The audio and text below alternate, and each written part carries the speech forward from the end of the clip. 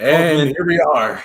Yes. Welcome into everybody to episode 45 of JD's Empire Sports Hook with our new co-host, Jake Biggie Mills. I mean, when we came up with this, we didn't think we would get this far probably in the beginning. But I'm very excited, man. Thank you for coming on. Yeah, I really appreciate it. I appreciate you reaching out and getting this collaboration off the ground. This is big things coming. This is big things here. I'm excited. Oh yeah. Well, for the people. We're doing it for the people. For the people, yes. For the people. Always for the people. But always. But it's going to be really good. I mean, I'm finally able to have someone that is, of course, knowledgeable, but being another host where I can count on you is going to mean a lot. We're going to go through all the different sports today. We'll also have some moments where we may get a little upset, but it will be warranted. I'll tell you that. Yeah, I was going to say, you guys are going to see some warranted crash outs today. Based off the notes, this is going to be a really, really good show. But before we get it started, you got anything that you want to get off your chest just in the beginning, just to, relax the nerves, or you good? No, I in the notes, as you know, there's some things that I want to talk about. All right, let's get it started. Yeah, all right, sounds good. We'll get it started here with the NBA. Of course, the main headline is the Oklahoma City Thunder will take on the Indiana Pacers, which I think is going to be a lot more maybe, I don't know what the word I'm looking for is, but I think that just the way the Thunder played this year, that everyone thinks they're going to blow them out, but I don't really think that's going to happen just because of the type of team the Pacers are, and we saw that throughout every round they went through. But I know there's one thing that sticks to me is that they have that home court advantage, Oklahoma City, but so does Indiana. That crowd that last series was nuts. This is a matchup where you have two teams that are like, these are passionate fan bases. This is a small market matchup. This just really is. I mean, especially from what we could have had with the Knicks. Like, you know what I mean? This is Indianapolis, basically, and Oklahoma City. Like, this is not what you would see in an NBA Finals. I'm just happy it's not the Celtics anymore. That's just – I'm happy it's some other teams. It's kind of like I'm getting remnants of the 2019 Raptors right now. You know what I mean? Yeah, I remember that. That was a Kawhi Leonard-led team, but that was not a team expected to go far. Right. Similar to Indiana. Yeah, these are teams that, you don't see a lot, especially in playoff contentions alone in the last couple of years, especially the Pacers. You know what I mean? Like, they've really come up, and, Oklahoma City, they finally did it. Yeah, but I mean, we got to give them credit. Listen, nowadays in the NBA, any sport nowadays is usually you see teams that have success, like the Dodgers. They kind of went out there and bought their team, if you want to say. The Thunder did not do that. They made trades, and all the draft picks they have. I mean, they still have an insane amount of first-round picks coming up in the future years. But the team like this, I mean, we got to give them credit. And same with the Pacers. They drafted really well. Second-round picks that they hit on as well. And those trades. Halliburton was a franchise-moving trade that maybe people didn't see it in the beginning. And then Rick Carlisle, a championship coach, which I think that's the first thing I wanted to ask your opinion on, was how you have a championship-winning coach in Rick Carlisle, and then you have someone with the Thunder, very young coach, and a young squad as well. Do you think at this time of the year that matters more so than maybe the regular season? I think so, but it's also the Thunder are that good where I honestly it may not matter at this point. That's the thing. I think the Thunder are just really hot right now. They're a great team, and I get it. Rick-Carlisle, that does matter a lot. Yeah. Don't get me wrong, but again, I think the young core with the Oklahoma City Thunder, it's just that energy that they have, like, carrying through. Like, look at where it got them. Like, they're obviously a very talented team, but I think that momentum and that energy is also another reason why they're here. And I think they're going to continue that because, again, like I said, they're really hot right now. So I think that's going to be a difference. But I agree with you somewhat that the experience will come in at some point. That's why I don't think it's going to be a blowout series. That's one of the points I want to put up. And I mean, as NBA fans, we have to hope it's not, or else, like, me as a Knicks fan, I want to take that and put it on the side. But just as an NBA fan, I mean, we need a longer series. You know what I mean? Like, we don't want the season to end in 4 or 5 games. Like, all right, so we all knew that was going to happen. But I'll be honest with you, I'm not huge on the NBA anymore. I'm a Cavaliers fan. They had a fantastic regular season. They had a decent run in the playoffs, but I don't watch it much anymore. Now I actually want to watch it because it's two teams, smaller market teams. And this is something I have in the notes, like 2 smaller market teams. I love watching that. I don't know about you, but I love seeing the teams that don't get there. And I brought up the 2019 Raptors. Like, I loved that. That was amazing. Either one of these teams winning, I'd be fine with because it's teams that I correct me if I'm wrong. Oklahoma City does not have a ring. They don't have a championship, right? No, they don't. No, they don't. They're newer. They're and then the Pacers don't either, right? I believe they do. I believe they do. Yes. Right? It's been a little while because I remember a while, though. Yes, going into the conference finals, all 4 of those teams that were left. It's been a long time since they won. And I love how you just mentioned you're a Cleveland Cavaliers fan. I'm sorry I have to do this, but the Pacers did take them out and they took my Knicks out, so they are definitely battle tested. Oh, absolutely. Even the first round with Milwaukee, too. And, like, I know they didn't have Lillard, but Giannis is a terrific player, someone we'll talk about in a little bit. So he's a hot topic right now. Yeah, and the Pacers ran the gauntlet pretty much in the Eastern Conference, except running into the Celtics. But they did get the better half of the league in the Eastern Conference. And then with the Thunder, I think them facing the Nuggets and going 7 games gave them the most confidence in the world. Because I know the Nuggets didn't have a terrific regular season, but they're still the Nuggets, and that's a team that makes the postseason every year. Like, exactly, yeah. So you can look at it that way. They're beating these teams that are consistently making it and have won in recent years. Like, you know what I mean? Like, they've been battle tested. It's a big deal. It's a huge deal that these 2 teams got where they did. It's actually amazing to see. Like, it's actually making me want to watch the NBA again. It's awesome.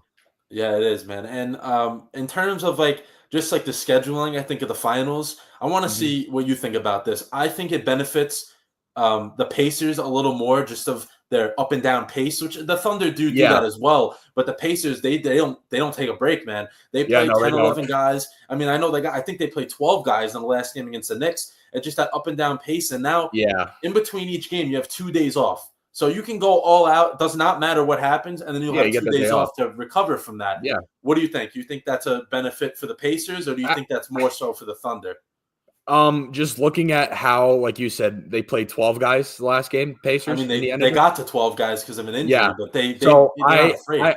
I really think that it will be having those days off will be an advantage for the Pacers. But again, if they're rotating guys like that and they have to, rotate through that many guys, I don't know. It could not even be enough. I'm kind of in the middle on that, but I think having that longer period will help them a little bit. If they're like I said, if they're rotating that many guys through, then yeah.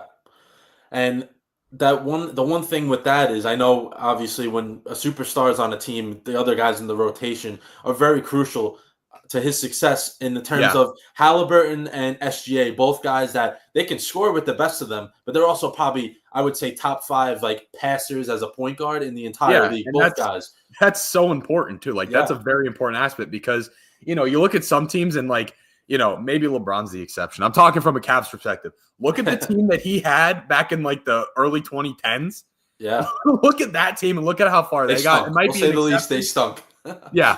Realistically, if they didn't have LeBron, when he left, they were terrible. They were one of the worst teams ever.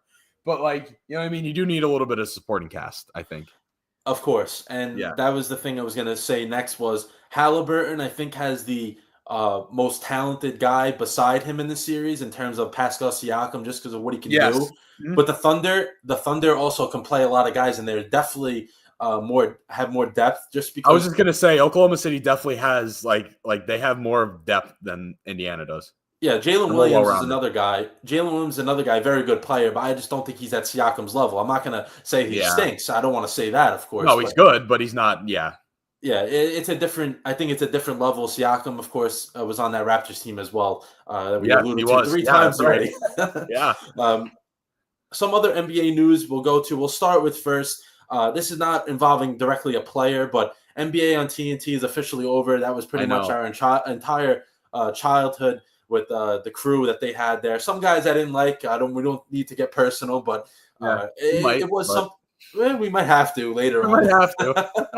But I don't think it's totally over for them. I know some guys are moving over to ESPN, so it won't be the same thing. And I also feel on TNT, their liberties in terms of what they want to say may be a lot more than what they can do on ESPN, just because of what ESPN is. ESPN has been around for obviously forever, worldwide leader of sports. So maybe some things that go on TNT will be more noticed if it happens on ESPN. And then also, I know we weren't alive for this, but NBA actually used to be on NBC, and it's back now. I'm kind of excited for that. Yeah, that's another thing too. Like I'm sad about them. I love the TNT crew. I do. Mm-hmm. They're hilarious. Yeah, great. They're great. But it's been how long? When did they do that? like you said, before we were even born, they're on NBC. Yeah, right? We weren't born yet. I know that because I remember seeing like old clips. It was on NBC with Marv Albert and all the guys back, like the older guys now that are still doing games that are just retired, but they were in their prime doing it on ESPN. So it sucks that they're leaving TNT because that crew was fantastic, but that's kind of cool that they're bringing that back on NBC. That's cool. I like that. Yeah, it's kind of like the nostalgia of just like the old song coming back. Yeah, how that originated. It's pretty cool, and I think that I believe Noah Eagle will be one of the main play-by-play guys, and I feel in terms of our age, I feel like he's going to be the guy that maybe our parents are like, oh, we love who Kevin Harlan say that's like their guy from when they were younger. I think Noah Eagle can be that type of guy for us. Yeah, he can be that like he'll be our era's like the 2020s era, like no one broadcaster for the NBA. Yeah, I believe that'll happen. I mean, he's done a terrific job. I know last year with the Olympics, he was the main guy for that with Team USA winning and stuff like that. I mean, he had terrific calls. I remember in that fourth quarter, Steph Curry was going bananas, and he was like, he was all for it. He loved it. I know. It's great to see. Yeah, it's great to see. Let's see. What do we want to go to next? I think the Giannis news, right? What do you think? That guy Giannis Antetokounmpo on the Bucks. Yeah, some guy named Giannis Antetokounmpo. Yeah, he might be important. What? I don't know. He might be, but yeah. So wow, we're getting to a point where Giannis might not be in Milwaukee anymore. What is going on? I know that's kind of crazy. That sounds weird to say. I mean, if I were him, I would get the hell out of there. Honestly, yeah, I think that they're going. I think they're going yeah. this way. They're not going up anymore. Just like no, they're not. They're done. They're out of their prime. They're not where they were a couple of years ago. Yeah, I mean, and also Damian Lillard will be out most likely the entire season after getting hurt in the playoffs, and he's going down. Yeah, he's a terrific player. Obviously, could be a potential Hall of Famer. It depends how the cards shake out for him. I was going to say it's going to depend on these next couple of years because he's almost there, but it's going to be on how he finishes his career because he was with Portland for most of his career. And they didn't do anything. You know what I mean? They're kind of a first round exit. And I think for Giannis, if you look at the landscape of just like the NBA in general, I feel like in terms of the Eastern Conference, if I were him, this is me. Yeah. If I'm Giannis right now, I want to hear you after this. If I'm Giannis, I'm staying in the Eastern Conference because the Eastern Conference is wide open for next year. Yeah. And then in the West is tough. Yeah, maybe you may go to a more talented team, but what you have to do to get through the West to get to the finals, you can do that in the East and probably do a backflip and that's the thing. I think he has if he wants the ring chase now, which how old is Giannis? Do you know off the top of your head how old he is? I would say early 30s. I don't think he's too old yet. So he still has time, but this is a move where he can be there for the rest of his career if you think about it. Or it becomes like Shaq. You know what I mean? But could we say that he's at the point of his career where he's going to start ring chasing and just bounce around or go to a team and, get another ring, just being like the veteran guy? Like, what's a good example of that? Someone who is ring chasing. I'll go to hockey for a second. Claude Giroux was going to do that. The guy from the Flyers. He was He went to Florida a couple of years too early, honestly. And now he's been in Ottawa the last couple of years, and they're on the rise a little bit, but there was rumors of him, I thought he was ring chasing, especially with him going to the Florida Panthers because they were on the rise and all that. Yeah. And he was at a point in his career where he's doing that. Do we think Giannis is there? I don't think he's there just yet. It could be. I think soon. Maybe if he goes to this next stop and they fail to win, maybe the next 2 or 3 postseasons. But I think him. There's a few teams that come to mind to me. I know Tatum's out next year for Boston, and I've heard rumors that they're trying to break up the rest of that. Maybe Giannis goes there next year, gets the Celtics in the playoffs. Tatum comes back in the postseason and they go crazy. I can see that. That could be a destination. I know my Knicks are supposedly interested. I mean, if they got that wouldn't be bad for the Knicks. That might be that final push for them. I mean, they made it really far, but that might be what they needed. To get this year. Exactly. I mean, and then for the Bucks, they can get peace from both the Celtics and the Knicks. I know there's other teams in the East that I've heard things about the Magic and the Heat. I feel like they're not really a championship level team where he can change that. Yeah, he'll come in there, maybe make them a little better, but I don't think that gets them to a championship. But still, any of those teams, I mean, the Bucks too, I feel the Bucks got to go in the direction, if you want to take it on the other side, the Bucks want to go in the direction of, okay, we're probably going to rebuild. We are a smaller market team in terms of the NBA. In the NBA, they are, of course. Where Giannis doesn't want to be here anymore. We're paying him a lot of money. Why not go in there, try to not rebuild, but retool? Say the Knicks or Celtics make a trade with the Bucks. Those are pieces they're going to get back that can help them win this year. Maybe they'll be an 8 seed, but at least that's the start for them.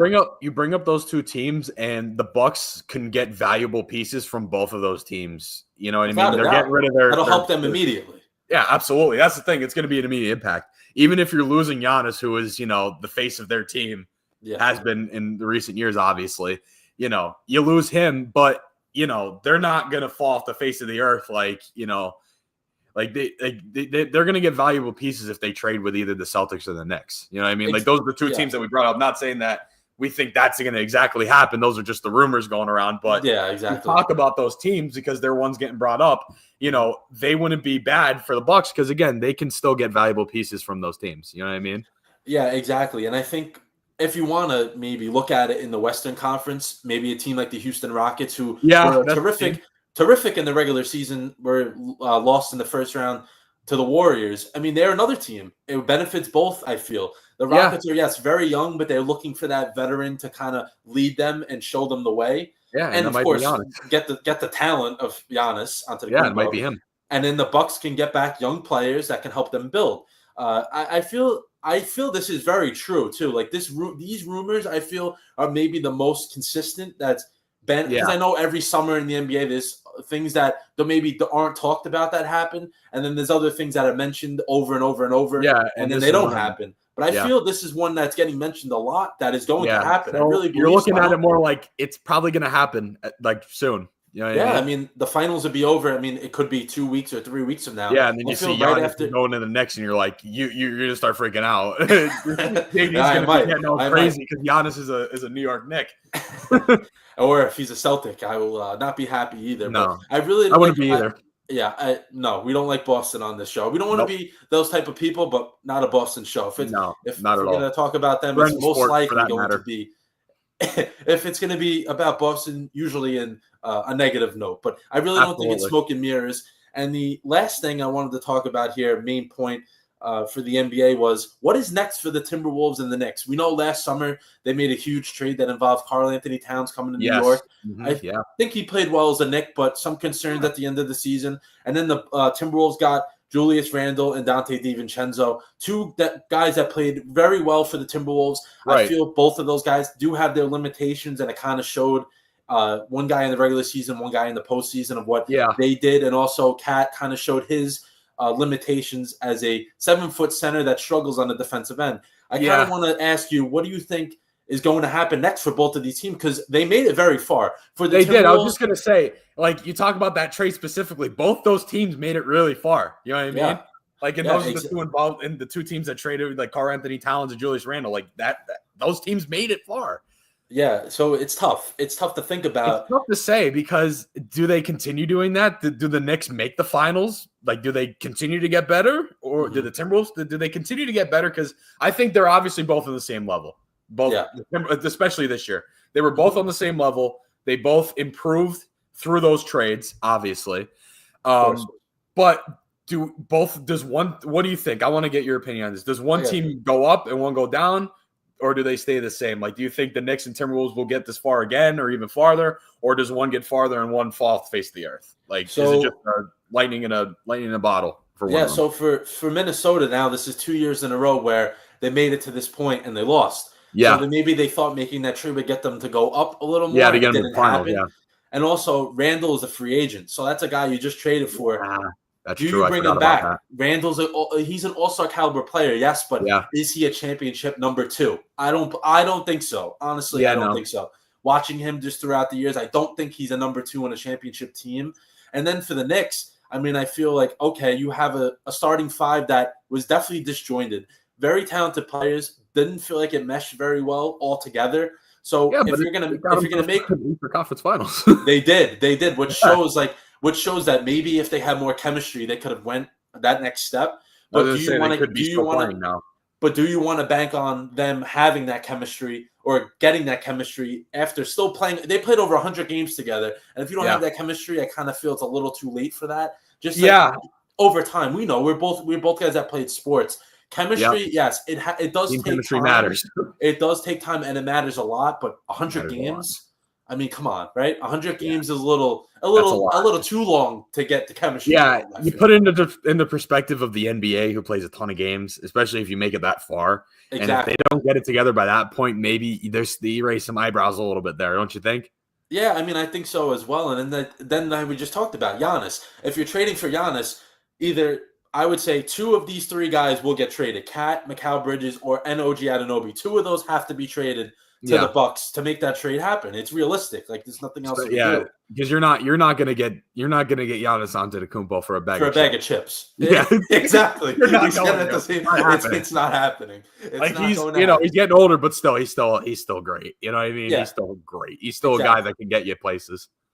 So I feel for both teams. If I was both teams, I would run it back with the same core guys just for next year, just see what happens.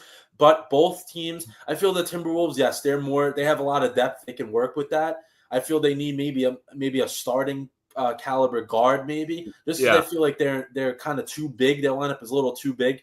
And then for the Knicks, they definitely need bench. Like, the bench was, I know it could have been a little bit of Tibbs not trusting, but also, like, the bench was just not, it was not deep. Deuce McBride and Mitchell Robinson, that's it.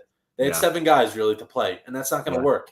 No, that doesn't get you far. I mean, look at like Oklahoma City, for example. We were just talking about it, their depth, and look where they are. And that's a team that, they're not like, they don't have anybody that's like, I don't know what the right word is. I don't want to say all-star caliber or stuff like that because they obviously made the finals, but you know what I'm trying to say, right? Yeah, like besides SGA, they're more of a depth team as opposed to, a team having 1 or 2 really good guys and like maybe 2 other supporting guys, and then below that, nothing. Like we're saying, Oklahoma City has that all. Like they have a well-rounded team. Yeah, like exactly. The Knicks or like the Pacers, even. Yeah, exactly. And I feel, besides SGA, of course, he's an MVP. But besides that, you're right. And then in terms of the NBA, I feel when we were a little bit younger, I know we're not old, but when we were a little bit younger, no, not yet. But when we were a little bit younger, probably our middle school days, that was the era of if you have 2 or 3 superstars, you're going to make the finals. That is not the case. It's not the case anymore. Well, that's when I got into the NBA, and when the Cavs won in 2016. I mean, they had like what? It was LeBron, Kyrie, Kevin Love. I mean, they had a really good team. They did. Everyone used to call them the Big 3, or with the Warriors. Klay Thompson, KD, and Curry. A lot. Yeah, I was gonna say Tristan Thompson too. Yeah. But like, after they made the finals a couple years out, there was always them and the Warriors. But they lost Kyrie, and they didn't fall apart, but they lost Kyrie, who was a big part of why they got there. Mm-hmm. And they didn't win. They made it there. I think it was because of LeBron. Even though I'll say this right now, I'm not a big LeBron fan anymore because he's just like a diva now. Do you agree with me on that? Yeah, I feel also once Bronny came into the league, kind of feels like he shifted a little bit. Yeah, that too. Yeah. Listen, people like us, I mean, we're not there yet in the field, like in terms of like having a profession in it. Oh, absolutely. We're supposed to rip these people apart. It's what we're hopefully going to get paid for. Like, you know what I'm saying? Like, so if people are going to rip Bronny apart, I mean, he can't go out there and try to attack all of them. I know it's his son. I get that. But, like, you have to let those people, just like he's doing his job, you have to let the people do their job as well. I feel like it goes both ways. And when he went to LA, something just changed with him. You know what I mean? Like, when he left Cleveland for the second time, something just changed. And I followed him his first year, and I obviously stayed a Cavs fan. I didn't leave the Cavs because I saw a game out there like about 10 years ago now. Oh, my God, that was 10 years ago now. Jeez. That was when they had the team with do you remember when D. Wade and like Jay Crowder and Isaiah Thomas were all in the Cavs for like the washed up crew? Yeah. Yeah, that was that year I went and saw a game out in Cleveland. And it was awesome. So, like, once LeBron left, I'm like, I can't stop being a fan. Like, this is a great team to be a fan of. You know what I mean? Yeah. Especially now, like, sticking with them, like, until they got Donovan Mitchell, realistically. Up until that, they were kind of in the middle of the pack, and I still followed them. You know what I mean? Like, I don't want to be jumping to the Lakers because they won, like, what, a year later?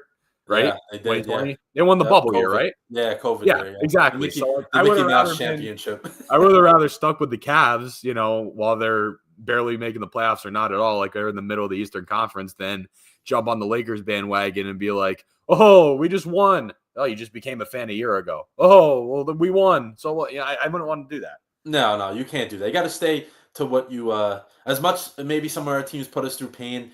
We got to stick with me. I know if we get talking to college football, I can tell you all about that. Oh, yeah, we'll get to that. Not today, but we will get to that definitely. At some point, trust me, especially once we get into the season. Yeah. He'll have a certain moment that if you're ready, if you know what I'm talking about, what I'm about to do right now with a certain someone. I said I liked mostly everyone on NBA on TNT, but there is one guy that I have a problem that I do have a problem with, and people are probably going to say, "Oh, it's because you're a Knicks fan," and you probably know who I'm talking about now. But it's not because of him being who he is. It's because of what he did. And we can say that this guy is chalked because this is John's chalked moment of the week. There we go. Okay, so if you haven't gotten it by now, I think everyone should know that it is Mr. Reggie Miller, who, of course, is a NBA legend on the court and in the broadcast booth. If you want to say, I don't think he's a legend in the broadcast booth after his actions during the Eastern Conference Finals against the Pacers. I kind of feel he was biased a lot towards the Pacers. I know there was one instance when Karl Anthony Towns, who was dealing with a knee injury, he fell down or whatever, and he's like, oh, I think it's all for a show. which as a broadcaster, keep that to yourself. Keep it inside. Don't open your mouth. Especially with the way the NBA is nowadays, keep that to yourself. Yeah, keep that to yourself. There was other instances during the broadcast and also outside the broadcast. Two things that really pissed me off. Honestly, I keep it PG just for now. Two things that pissed me off was him walking into Game 6 with the all black suit on, and he was like, "Oh, it's the New York's funeral tonight. Oh, so you're on the team? I didn't know you were on the team. You came out of retirement. Yeah. When did this happen? When did you come out of retirement? That's Unc one thing that cannot happen. Unc need to chill. Yeah, just exactly. Exactly. You gotta stop. It's like one of those things where we understand that. We understand, like, oh, we love our teams, but like you're in the middle of a national broadcast. You cannot show bias. Especially being Reggie Miller, who is a legend, by the way. Definitely not in the broadcast booth, but in the NBA as a player. Yeah, exactly. They love him. Yeah. And the last thing that really upset me was like after they won, of course, props to them. Pacers, great team. I'm not acting like a sore loser because I'm not. No. I understand. Yet they outplayed the Knicks. It is what it is, but it has nothing to do with that. And it's not even like you're talking about the Pacers directly. You're talking about Reggie Miller. He just played for them. You're not talking bad about the Pacers right now. You're talking bad about Reggie Miller. Yeah, exactly. Reggie Miller. And the one thing with him, at the end of the game, there was some pictures that came out in videos. He's on the court with them celebrating as they're giving out the MVP of the series. It's just not a good look. I mean, I think it's not a good look either. Yeah, I know it's bad. Exactly, and I know NBA on TNT is over and all that. But he'll still get a job because of course he's Reggie Miller. But it's just not a good. It's not a good look, man. It's really not a good look. I don't know what I put Reggie Miller's behavior. Like his behavior is not good. Like that's just not something you want to do. And I don't want to keep harping on it. But I just wanted to say that was definitely my chalked moment of the week, just because I don't like that. Like especially I've done games in my life. I've done games for my own school. Yes, I'm going to root for them. Yeah, shout out Marywood. I did root for them, but I'm not going to just go. Oh, no, I hope the Pacers win. Thing. And I've done color for basketball games at Wilkes. Shout out Wilkes University Colonel. Shout out Wilkes. I've done some color, and you can't do that even if it's a college radio station. You still can't do that. No, any broadcast setting, you can't do that. No, you cannot do that. And I just want to say, Reggie Miller, I'm disappointed in you, man. I know you don't know me, and I don't know you that well, obviously, but I'm just disappointed, brother. Let's move on before I just keep rambling for no reason. We'll talk some hockey here. Don't have a ton on hockey, of course, because it's a Stanley Cup final, but that definitely is a big deal to a lot of people. Absolutely. I've kind of got turned away from the hockey postseason just after my team completely basically went in their pants this season, pretty much. And you know what? I'm not surprised because they had an awful regular season for the New York Rangers. That was a terrible season. That was a bad season for the New York Rangers. Really bad. Listen, I can't talk much. I'm a Philadelphia Flyers fan. They're terrible. They're one of the worst teams I've ever seen. And it's just because they have the potential to be good and they're just so bad. It's a dumpster fire. You know what I mean? But for the New York Rangers, that was a bad year. Yeah, especially after last year. But that's why I was saying, like, postseason kind of turned me off a little bit just because they didn't make it. So I was like, oh, whatever. But the Stanley Cup final has been set, and it is a rematch of last year's epic. I mean, that was probably top 5 Stanley Cup finals in the history. Yeah. Well, it could be, arguably. I went 7 games. Every game was legit for the most part. Mm-hmm. And I feel for this is when you think about anything, just think about anything in life, too. Contrasting personalities, just styles of play, whatever you want to say. This is the series for that. Totally different teams. Yeah. And I know I know you wanted to talk about that just because of how different they are, but they match up so well. It's so hard. It's so weird. Yeah, that's the thing. They're very different. They're both very good teams. Obviously, I'm going to say that a lot. But you look at the way the Oilers play and the way Florida plays. It's different styles, and it somehow works because we've had it. This is the second year in a row we're seeing this matchup, and Connor McDavid has another shot to get that cup. Which I'm, as a hockey fan, you want to see him get one. You know what I mean? Because he's, arguably one of, if not the best player right now in hockey. You know what I mean? He's arguably the best player in the NHL, like at least for that status. Because and the Oilers are well rounded, but McDavid's the reason they're there. Let's be real. Yeah. No argument, honestly. It's just, and the Florida Panthers, man, they I don't know if you've been following hockey. I always say this. This has nothing to do with anything, but they almost relocated 10 years ago. I don't know if you knew that or not. I did. Yeah, I did. They almost were out of Florida. Their attendance was the lowest in the league. They sucked. And this is their second final in a row, and they're coming off a cup championship. And it's Florida. A Canadian team hasn't won a Stanley Cup since 93, and we have a team from Florida in the final again coming off a cup. It's the state of hockey changed. That's another thing. I'm getting away from the finals, but the state. No, but you're right. You're so right. You're so right. It is definitely a Canadian sport. It is an international sport. It is, and then having Tampa Bay, the Lightning, that run that they had a couple years ago. Yeah. I mean, after they kind of went down a little bit, Panthers took their spot pretty much. So the Sunrise State has been like, oh, okay, I guess hockey is like that down there. I mean, I didn't know that, but it is. It really is playing hockey down there. I guess they are.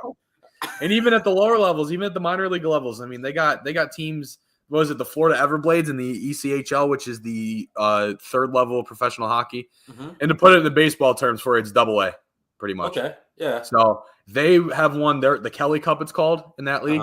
They've won it. I think they won it last year. I think they're in it again this year. They're a team that consistently wins. And then I don't know if you ever heard of them, the Orlando Solar Bears. They're in that league too. Yeah, they're a very popular team. They're popular in just hockey in general because of their name and because they're in Orlando, Florida. Of course. I mean, you want to go on a vacation and catch a game? I mean, why not? Right? I'm hoping to one day. And I don't know if any new viewers here, anyone from my channel, I'm a big stadium guy. That's part of the things I do on the channel, stadium traveling, going places. I'm planning on going to see you in Orlando Solar Bears game at some point in my life.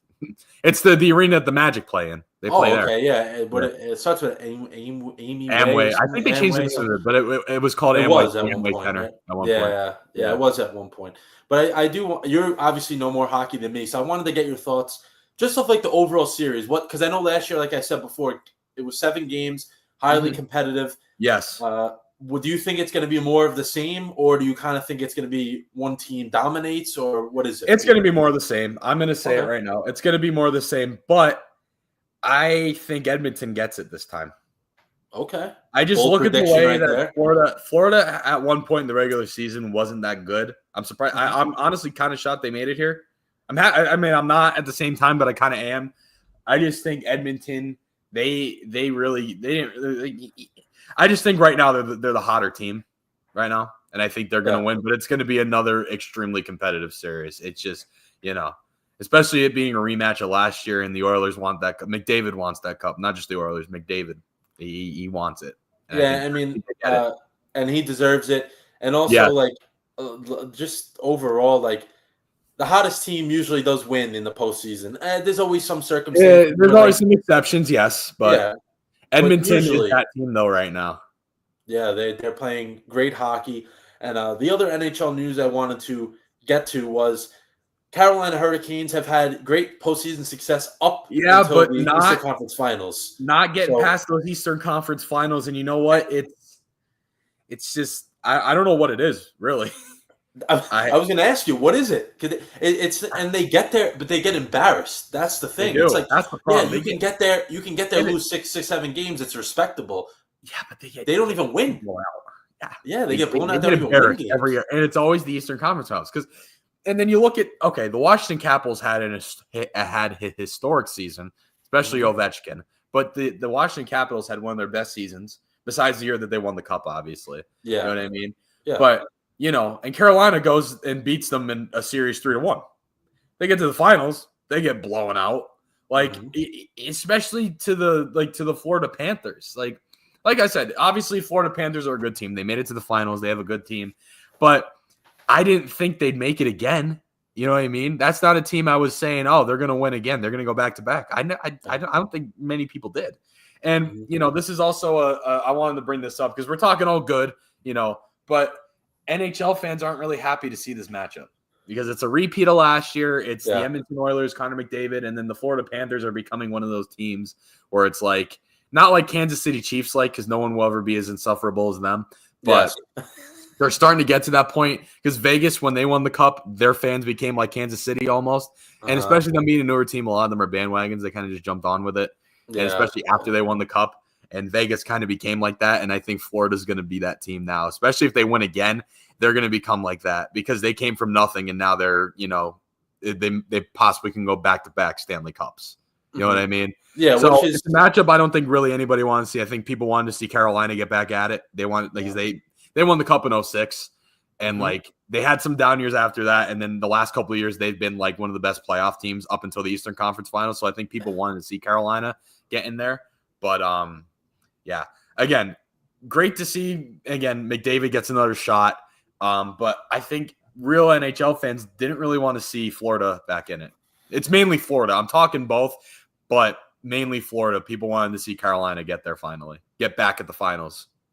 Yeah, it's usually happens. It's like fatigue. It's kind of like winning fatigue, which there's always those teams. Yes, they work their way up, which the Panthers did, and then when they're consistently winning, it's kind of like, okay, we want to see a new team. You know what I mean? It's just like fans are just they kind of want new every year. It's just like when Tom Brady used to win Super Bowls, same thing. And compared to the NFL, the NHL has actually been one of those leagues where you see a different team every year. More parity, yeah, you see more disparity between the teams. It's not the same teams winning all the time. The NBA was even like that at one point with the Warriors.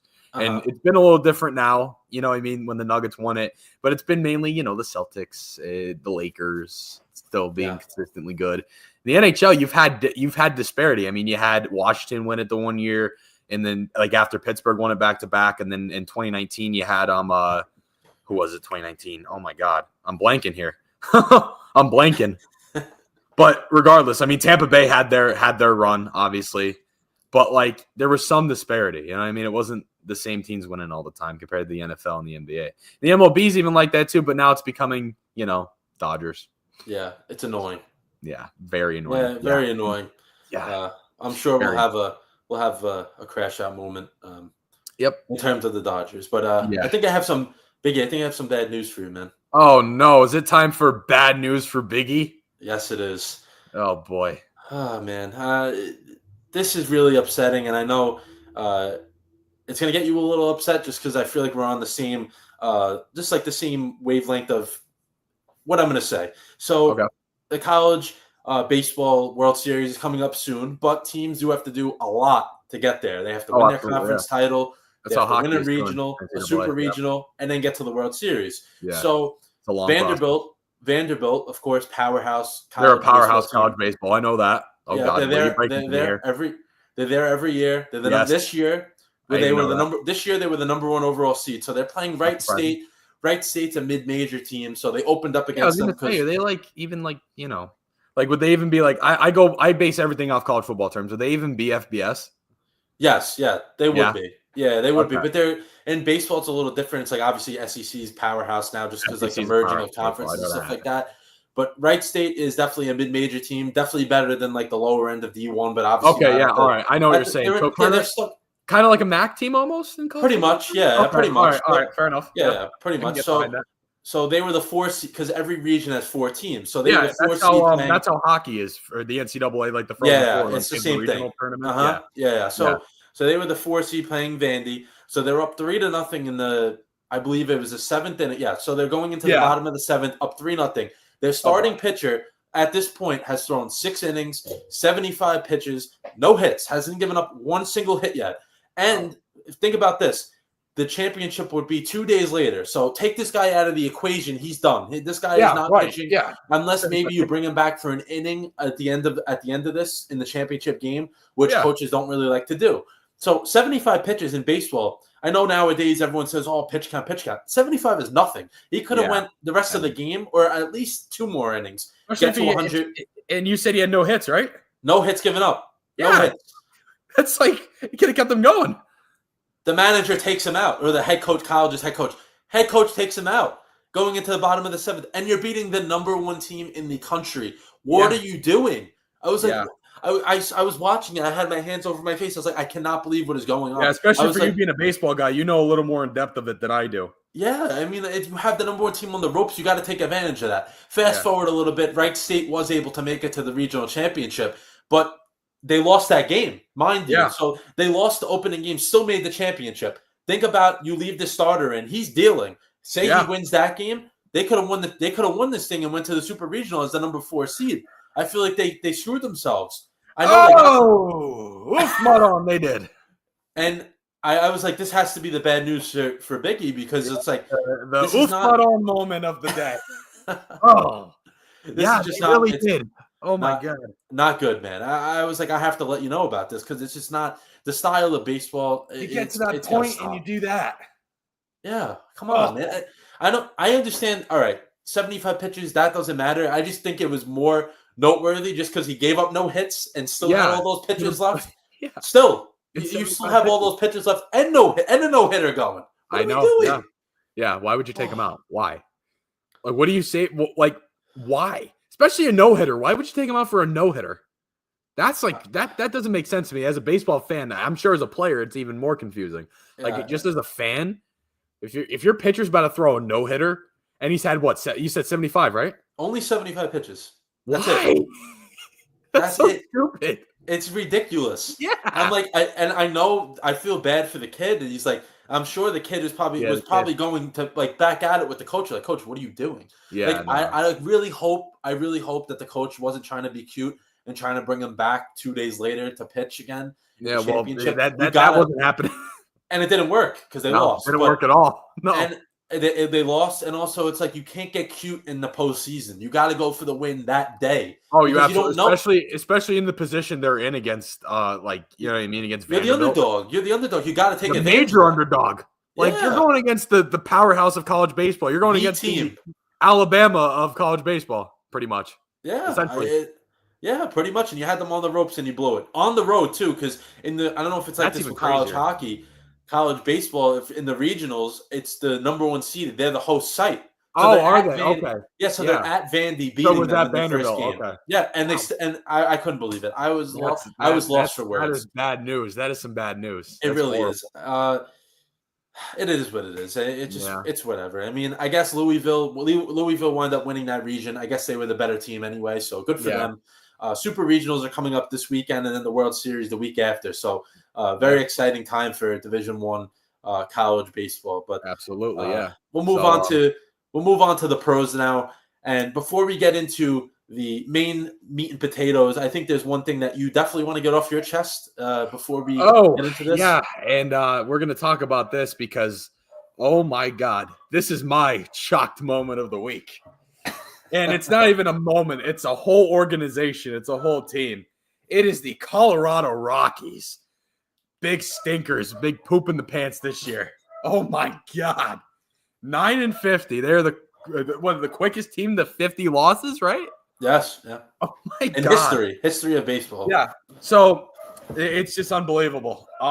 Colorado Rockies, they haven't been like a powerhouse, but they've been decent. They've had some good guys in the past. You know what I mean? They've had some solid teams. And, this is worse than the Chicago White Sox last year, and that was a dumpster fire. They're on pace to be worse, yeah. This is worse. This is definitely worse. This is one of the worst teams in MLB history, too. That I think I saw. I don't remember where I saw it, but there's a stat where it was the worst records at this point of the year in like MLB history. Mm-hmm. And I think they were 4th, like all time, like the quickest to 50 losses like that. And to have single digit wins at this point in the season is insane. It's not good for baseball, which I think we'll talk about, go a little more in depth in a little bit. It's like, it's just not good for the sport. And also it's like Colorado, listen, I understand that it's tough for them to attract players, pitching, obviously. Yeah. Just because of what they have to deal with, like the high altitude, just Coors Field is just a heavy space. But there's no excuse for that. No excuse for being 9-50 going into June. There's no excuse for that. No. And it's also for the entire league. It's like if you're obviously everyone is better than them. So if you lose to them, you look bad. Literally down the road better. If you lose to them, you look obviously. Oh, you lost to the Rockies. What are we doing? Absolutely. Then if you beat them, it's like, oh, you're supposed to. So it's like you don't want to play the Rockies. Series you should sweep. Yeah. Well, what was the? They just played the Mets, correct? They just played your Mets. Yeah, they did. I mean, yeah. So as a Mets fan, you see that and you're like, oh my God, this is the Colorado Rockies. We should sweep this series. This should be, a walk in the park. It was, obviously, but I mean, maybe still Juan 2 of Soto those start games were running a little close. bit. And 2 of those games were close. So I was like, I know, yeah. Yeah, the one yesterday was 5-3. 5-3, yeah. It was close. And Friday night was close for the most part. It's not good, man. But let's go to the heavyweights, I guess we can say, of the MLB. Yes. So this weekend, the LA Dodgers took on the Yankees, a rematch of the 2024 World Series. The Dodgers won 2 out of 3. Yankees looked overmatched in the first 2 games, but they were able to avoid the sweep. They gave up 18 runs in game 2. Yeah, it was rough. And then I know game 1 they had a nice lead and they blew it. But yeah. I was gonna say, what do you think about this series? You think it's like, of course, the Yankees, great team right now, 36. Yeah, they're amazing. They're great. They're first place, all that. But do you think they still have some room to grow? Just because obviously like I said, the record is good, but like they didn't look too great against the Dodgers, which of course is the class of the MLB. They're the cream of the crop. Yeah. They are. And look, I think they're at a point where they're great and they're playing really well. They're exceeding my expectations for how their offseason was. They're exceeding my expectations, and I'm happy about it, obviously. But the Dodgers, that's a team where you can't really judge off of because they're really good. They're stacked. They're the best team next to the Yankees. You know what I mean? Those are the 2 juggernauts going against each other. The Yankees so far have been doing really well. So you can't I don't think there's really – they're doing just fine, I think. Max Fried is – having a great season so far. I mean, right now, I think, we're seeing what we usually see. Stanton's hurt the entire regular season. When they make the playoffs, he's going to go off and Judge is going to fall off. You know what I mean? Judge is playing like Judge. He's good. You know what I mean? Like, it's Aaron Judge. He's a stud. We know that. Jazz Chisholm's still on the IR or the IL. Yeah. He'll be back soon, though. Hopefully. Yeah. And then Cody Bellinger's not doing too bad. No, he didn't start off great, but he's been heating up. The Mets pitching got him going a little bit. Yeah, they did. But you know who's surprising me, and it's probably surprising a lot of baseball fans? Freaking Paul Goldschmidt. Yeah, the renaissance. 37-year-old Paul Goldschmidt is playing pretty well right now, don't you think? Yeah, I know. When I of course, following baseball and just like talking to people, they're like, okay, so the Yankees basically had no first base production last year at all. Yeah, you could have taken an almost 40-year-old guy. Yeah. We could have played a better first base last year. So then you sign Goldschmidt. Okay, if we get a older version of him that bats 240, we'll take that based off of what we had to deal with last year. Yeah, he's been great. He's been exceeding all those expectations.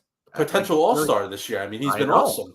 I know. He's been awesome. And no one expected that. No, I didn't expect that. Last year he was, to say the least, he was terrible last year. So like that, the fact that he's turned it 37. Yeah, he's on the back end.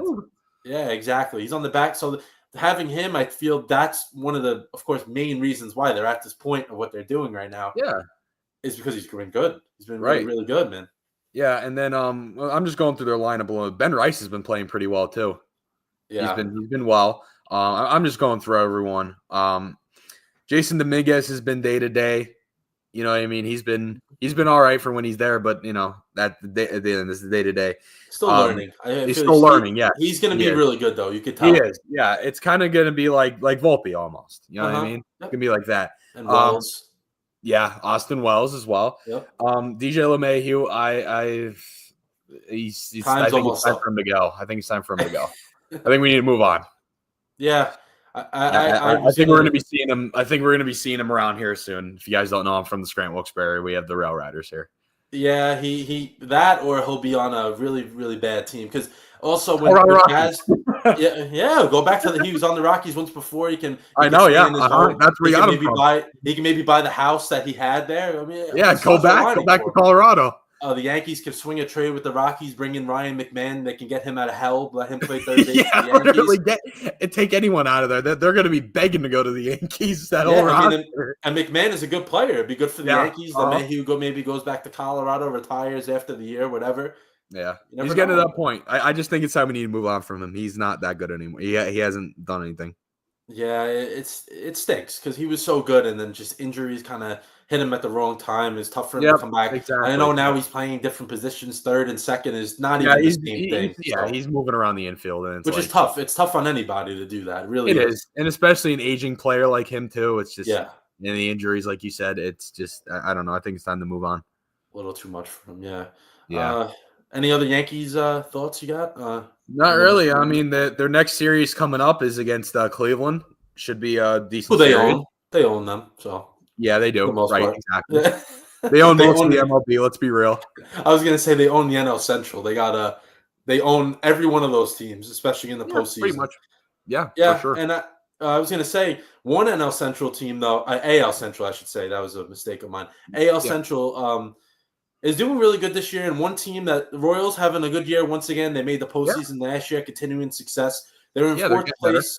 They are in fourth place, but they're 2 games over 500. And they brought up their draft pick from last year, Jack Caglione. Yes, Mr. Jack from uh, University of Florida. He was a Yep. Gator last year. Just got drafted last year and is already in the bigs. He's 10th already up overall there. Yeah, that's prospect awesome. in the MLB. The pitching has been cast aside. He will be a first baseman. Big lefty bat. He has power. Great defensively. He's going to be slotted, I would feel, right in the middle of that lineup for them. And I feel Kansas City, they have great pitching. They need a hitter. And I don't think it's a rush. I don't think they rushed him up either, just because him playing in college for 3 years, being 21-year-old, he's not a baby, but he obviously doesn't have experience like at the pro level. But playing in the SEC is basically AA baseball before you're in AA baseball. Right, So it literally is. Yeah, so those years you get that experience instantly. Those years of experience, I feel like the Royals are like, okay, that counts as minor league experience. Let him get his feet wet here, and then he can come up right when we need him. He had 2 months in AAA or AA. I believe it was AAA because sometimes they let the prospects just come up right from AA. But I believe he was in AAA. Comes up for the Royals, and he's going to be a nice shot in the arm for a team that is having a good year just in a division that is insane. I know we'll get into the standings a little bit, but that division, all of a sudden, the AL Central is good. I can't believe this. That's a good one. Usually the AL Central is poverty, honestly, for the most part. They get one team that has like 85 wins and wins the division. Yeah, they got 4 teams over 500, and then the White Sox, who they're another. So bad, but they're not the Colorado Rockies. So yeah, the White Sox have somehow improved. I don't a little bit, not much, but they have. Yeah, and then we'll slide over to the NL West, where Diamondbacks ace Corbin Burns, who was on the Baltimore Orioles last year. Orioles decided to not re-sign him, and the Orioles are suffering pretty much from that. A little bit in Baltimore. But they don't look as bad now because Burns came out with an elbow injury yesterday. Yeah, I got an MRI. Good. I don't think it came back yet, but according to him, I saw him say the elbow. He thinks it's elbow shot. Pretty much, it's not. It's not good. And usually, when pitchers call the trainer out for an elbow injury, they know. And Corbin Burns, I know. And then Corbin Burns being hurt. I feel right now a Diamondbacks team that is struggling, not living up to the expectations that they set out. They're in 4th place, 28-31, so they're almost in the wild card situation, a little behind. Having their ace gone, that changes the equation, then. And that division, you can't afford to just snowball losses. You can't do it. You can't do it, especially with the Dodgers, Padres, Giants having a good year. Can't afford that. And Corbin Burns being hurt, not good for the league and just not good for the Diamondbacks. It's not good for the Diamondbacks at all. No, it's not. And one other thing, I know we talked about the Rockies at length, but 9-50, 3-28 on the road. That's all I had to say there. 3-28 on the road. I just saw it right now. 3-28 on the road. I mean, who the hell did they beat on the road? Let's check that one out. I want to know. They're winning right now. Are they really? They're winning. Wait, the Colorado Rockies are up right now? Yeah, 5-4 in the 7th inning against the Marlins. Okay. Oh, the Marlins stink, but they stink too. They're bad too. Oh man, I have to go deep into that to see. Okay, so they beat the Diamondbacks 14-12 on May 17th. That's one of their road wins. That's an interesting score. That's a Rockies thing to do. Let's see. They got swept by the Rangers. I'm really curious. So only 2 more. They beat the Giants 4-3 on May 1st. Oh. So let's see. One more road win. Let's see what they got here. They got swept by the Royals. I was going to say if they beat the Dodgers, I would have lost it. Oh, dude, that would be amazing. Let's see. what is going on? Swept by the Phillies. Oh, they won second game of the season 2-1 against Tampa Bay. So their three road wins are a combined 4 runs. So they very easily can be 0-31 on the road. Oh, absolutely, yeah. Yeah, right. So they are as bad as their record is. I was trying to give them the benefit of the doubt for a second, but no. And they're winning this game by 1 run as well, so they probably will blow it. Or if they don't, they'll win by 1 run. So the Rockies get they get the double-digit wins finally. Yeah, they should celebrate. Honestly, June 2nd, getting a 10th win. They should throw a party on it. Go out in Miami, in the city of Miami, man. Right? Yeah, right. Of course, yeah. Go enjoy out, yourself. Celebrate. Yeah. Some history was made yesterday on a Biggie. I don't know if you heard about it. I know you're not a Pirates fan, but you are in the state of which the Pirates play. Yep, Andrew McCutchen is now tied for 3rd in Pirates team history in home runs. Yeah, but Roberto Clemente. Yeah, tying Roberto Clemente at 240. I know McCutchen and that's it's another team that's a mess. Not just on the field, but organizationally, they're a mess. The Pirates. Yeah, they have an owner that doesn't want to spend. They have a GM. Yeah, I mean, clearly their top hitter is their best hitter is Tommy Pham, even not even McCutchen. You know what I mean? Yeah. I mean, McCutchen's an older guy, and that's what I'm going to say. Pretty impressive because it was a few years in between his stints with the Pirates, so still him being 3rd in team history. I know that's still amazing, but again, that most of those are from his first of course. Career, now he doesn't really hit. He's slow. He's not there anymore. Yeah, and their only guy that's notable is Paul Skeens. He's incredible. He's incredible. And if I were Mr. Skeens, I would get myself out of Pittsburgh as soon as you can. And honestly, if there's no management changes, get out of there. Exactly, and especially with the Pirates, it'd be like, okay, we have a generational talent. We're not going to do anything to win.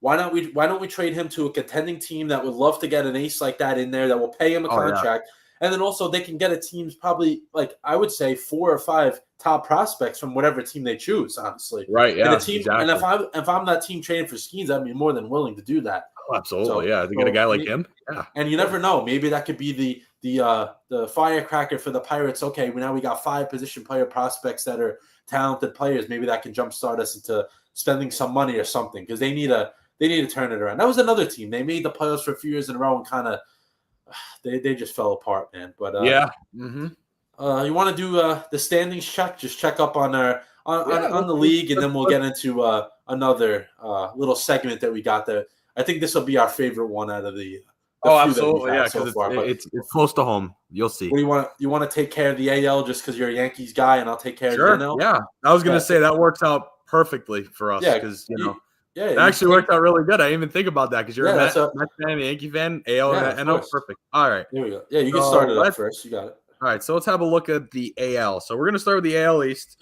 Yankees on top, and then right behind them is the Toronto Blue Jays. They're 31-28. Yeah, which is, very surprising. Yeah. We thought Vladdy was going to be out of there by the beginning of the year. Yeah, not anymore. Not anymore. Tampa Bay's 3rd, 30-29. They're just above 500. The Boston Red Sox are below 500. They're 4th. Disappointing. Very disappointing. Yeah. Who is it? What's the guy's name? Really, really bad start to the year.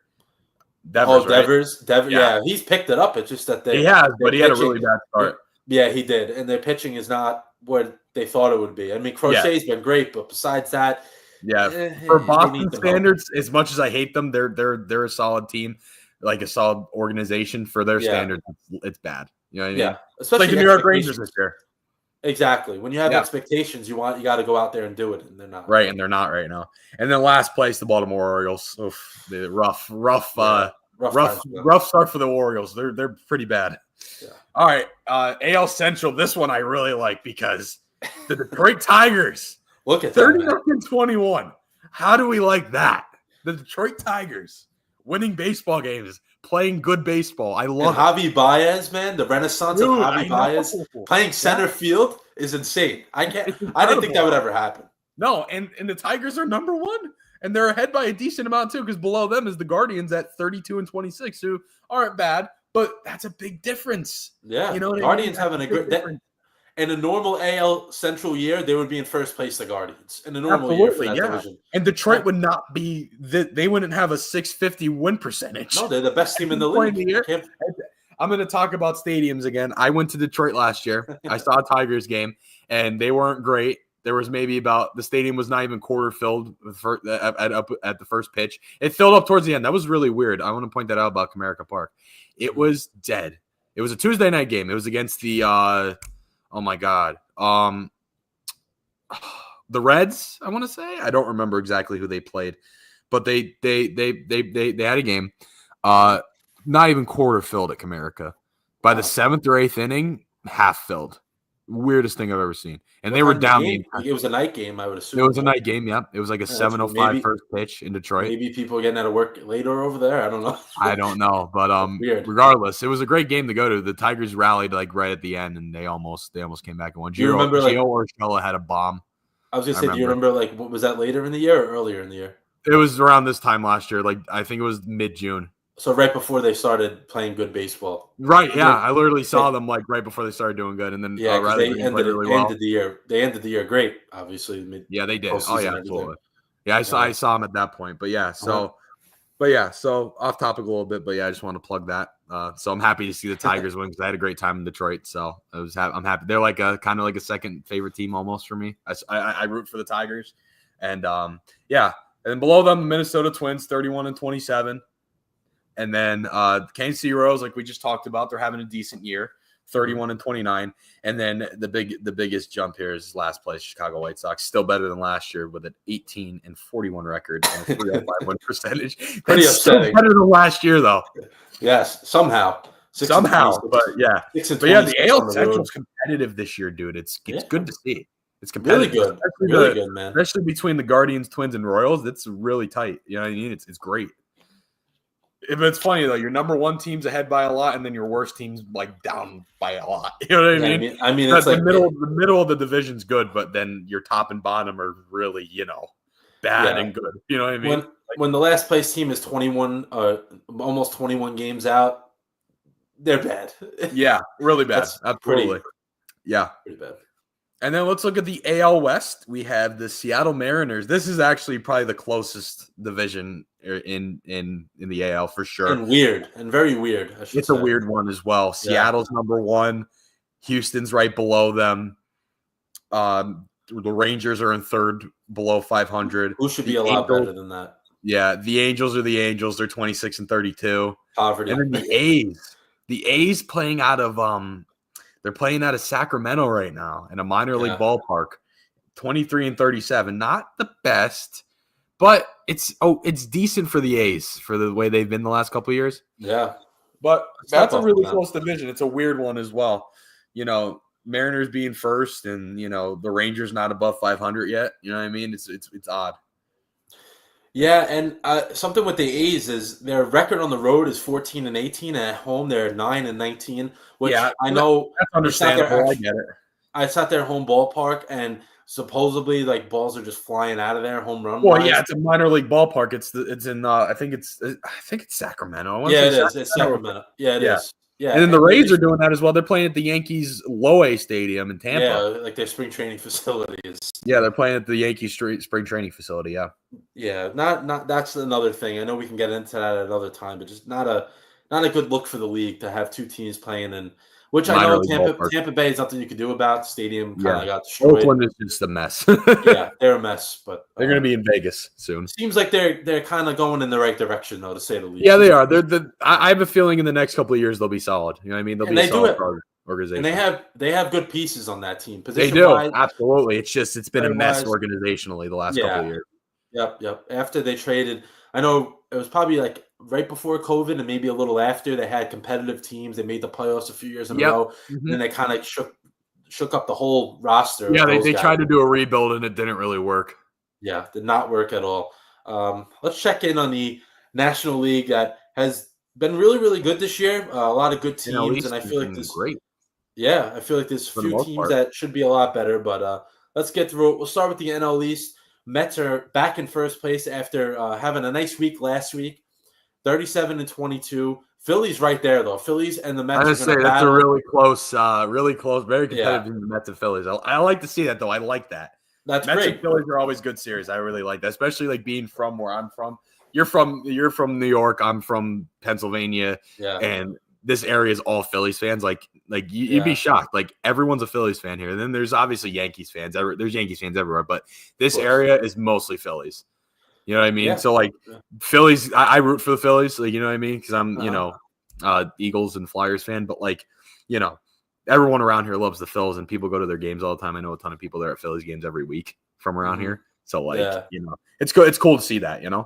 Oh, it is. Yeah, and I was gonna say, like, both of these teams are destined for 100+ win seasons, and they're gonna battle. They're gonna definitely battle to the end of the season. Yeah, of course. I know end of June they have a series where they play each other. That's going to be a playoff feel only in the end of June. Just imagine what's going to happen when September comes. Absolutely. And then NL East, surprising to me, Washington Nationals at 28-31. Yeah, they're in third. Yeah, they've improved. They're young Bucks. Their young Bucks are stepping up. All those guys, I know they traded when they trade with the Soto trade, Scherzer and Trey Turner trade to LA. Both of those trades have helped this team tremendously rebuild, and it's finally and it's finally came about for them. I feel like they need a few more pieces, but that'll come after this year. But they're right in the mix, man. 28-31. They're one of those teams that's on the rise again. Like they're slowly rebuilding. I would definitely be afraid of them in a year or two. And then the Atlanta Braves, 27-31. They started out 0-7. Picked it up, and it kind of feels like they hit a little bit of a lull again. Yeah, they're a weird team. I don't know what after last. It feels like Acuna got hurt last year. Mm-hmm. After that, kind of feels like they didn't recover, and it feels like they still. It's obviously the Braves have been like they had the World Series a couple years ago. Freddie Freeman left. You're relying on Acuna because he's great. He's really good, but you lose him, it kind of. Because the Braves, who else do they really have like on that level? Nobody. Yeah, I mean, there's some good players, but not on that level. Good player. Austin Riley's a good player. Yeah, they're pitching, but not to that exactly. You lose someone like Acuna, it's tough. Like it's tough. You know what I mean? Like I still to me, them winning the World Series without him is still like one of the most impressive things I've seen. I can't stand the Braves, and I have to give them credit. But obviously, we've seen what happened. Last year and now into this year, it feels like they did make the postseason last year. They got embarrassed by the Padres, and then they're suffering a little bit this year. I mean, for Mets and Phillies fans, you should definitely be happy just because the Braves are very dangerous when they're rolling, and they're not. So that's great. I was going to say it's good for the rest of the division, for the rest of the league and the division, of course. And especially you as a Met fan. Yes, and then Miami in the cellar as usual at 23. Yeah, they're 34. They're not worth talking about, really. They're not. They're just there's no hope for them. They really don't have any direction either, honestly. It's they really don't. Like they just don't. They're so stale. They're a stale team. Yeah, they don't really do anything to improve, and then they just bring in like just random veterans that are washed up. Right. Guys, they don't have anybody like even worth talking about. They really don't. No, they really don't, man. NL Central, I think this is a year late for the Cubs. They were supposed to be good last year, and then they fired their manager. That people did not expect David Ross to be let go. It's worked out. It's worked out. I was going to say it worked out though. Yeah, 37-22 in first place. They're having a good year. That Kyle Tucker trade has been an absolute game changer for them, especially and Pete Carl Armstrong, guy that the Mets trade. I'm still sick to this day over that. He did center fielder. He has been outstanding for them. The speed, the power, everything he's bringing for them. It's coming together for the Cubs. I think they can be a team that I don't see them winning the World Series, but they could definitely make a little run in the postseason that people don't expect. Bit, yeah. No, definitely. They're exceeding expectations, I'd say. Definitely. And then the next team, Arizona Cardinals as well, definitely exceeding expectations. 33-26, so they're not far out of first place.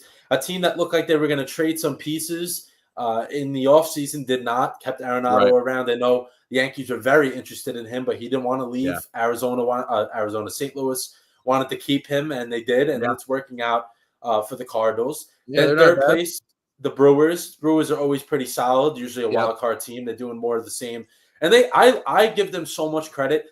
They really have not a lot of talent, and they just make it work. It doesn't matter who they got on that team. They just it's like the Tampa Bay Rays, the same thing. They're just kind of the like when they made that run in 2020, same thing. Yeah, it's the same thing. They just always have guys on that squad, and they make it work. And then they do. Cincinnati at 29-31. I kind of feel they could be a little better, but they're not. That's there another yet. one of those teams that's just stale, kind of. Yeah. Yeah, they have a lot of young guys. They do. They're young. Yeah, they're kind of, I feel, in a similar situation as the Red Sox right now, that they have so many young guys, but they still have veterans who can play. It's like, do we want to let those young bucks like just go, or do we want to, or we have to trust the veterans that have done it? So it's they're in that weird spot. And Boston's the same way. Yeah. Yeah, and then a side note, I know it has nothing to do with this, but Chase Petty, who was one of the Reds' top prospects, actually took an at bat in a game against him. He's a guy. When I faced him, he was throwing 100. It was a really exciting experience in Atlantic City. That's cool to go against that, but wow. Yeah, it was nuts. I don't know if you know. There's a stadium in Atlantic City. Surf Stadium. Yep. That's where the old Atlantic City Surf minor league baseball team used to play. Bring them back. I'm figured you know because you're good with the stadium. So I actually faced them. I faced them there on Did you play? What was it? Atlantic Cape? Was it? Who did you play? It was when I was in high school. It was travel. It was a travel. You played there when you were in high school? Yeah, it was a I don't know if you have a perfect game tournament. Oh, perfect game. Yeah. The travel. Yeah. Yeah, it was against him. It was I believe it was a Sunday morning at like 10 a.m. and the kid is pumping 100 in Atlantic City, New Jersey. It's where you want to be. He's actually, I think he's from around there. So like that area, South Jersey. Yeah, and he was. I remember he got drafted within, I think it was a year or two later because he got drafted out of high school. Yeah, I remember I was like, oh my god, I faced him, and then that's like cool to see, right? Yeah, he got drafted by the Twins, and then he was traded to the Reds for Sonny Gray. So it shows how much respect he has around the league already for getting traded for a Sonny Gray type player is pretty good. So, and he made a few starts this year, but he hasn't pitched too well yet. I think he's back in AAA.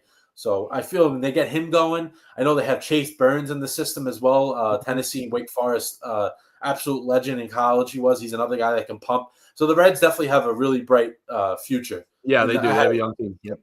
Yeah, and then a team that doesn't really have a bright future in last place. The Pirates. I really don't want to. Organizational mess. That's it right now. That's it. A mess for them. Beautiful city and beautiful stadium. But bucket list stadium for me, PNC Park. I'm probably going to try and get there soon, really soon. I didn't get to go to a game. I didn't get to go to a game there, but I'd love to. I was able to walk by the stadium and everything. I was in Pittsburgh. Yeah, I've seen it because I went out to Pittsburgh 2 winters ago. I saw a Penguins game out there. Okay, so. Yeah, but you definitely have that was the first time in Pittsburgh. Got to check a game out there. That's my next. There or Fenway is my next bucket list stadium. Fenway is very nice. I'm trying to get to all 30. I'm at 6 right now. So my 7th is either going to be Pittsburgh or Boston. Those are the next two I want to get to. Fenway is nice. It's a very old, but you'll appreciate if you're a baseball guy. Right, that's why I want to go. Appreciate it. Exactly. Yeah, maybe you could sign the wall down there. Biggie on there. At TJ Productions.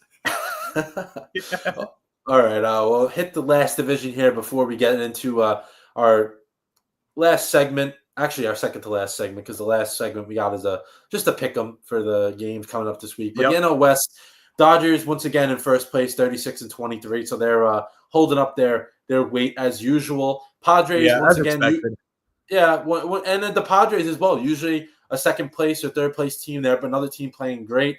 That's the thing. If they didn't have to compete with the Dodgers, I think they'd easily be in first place here.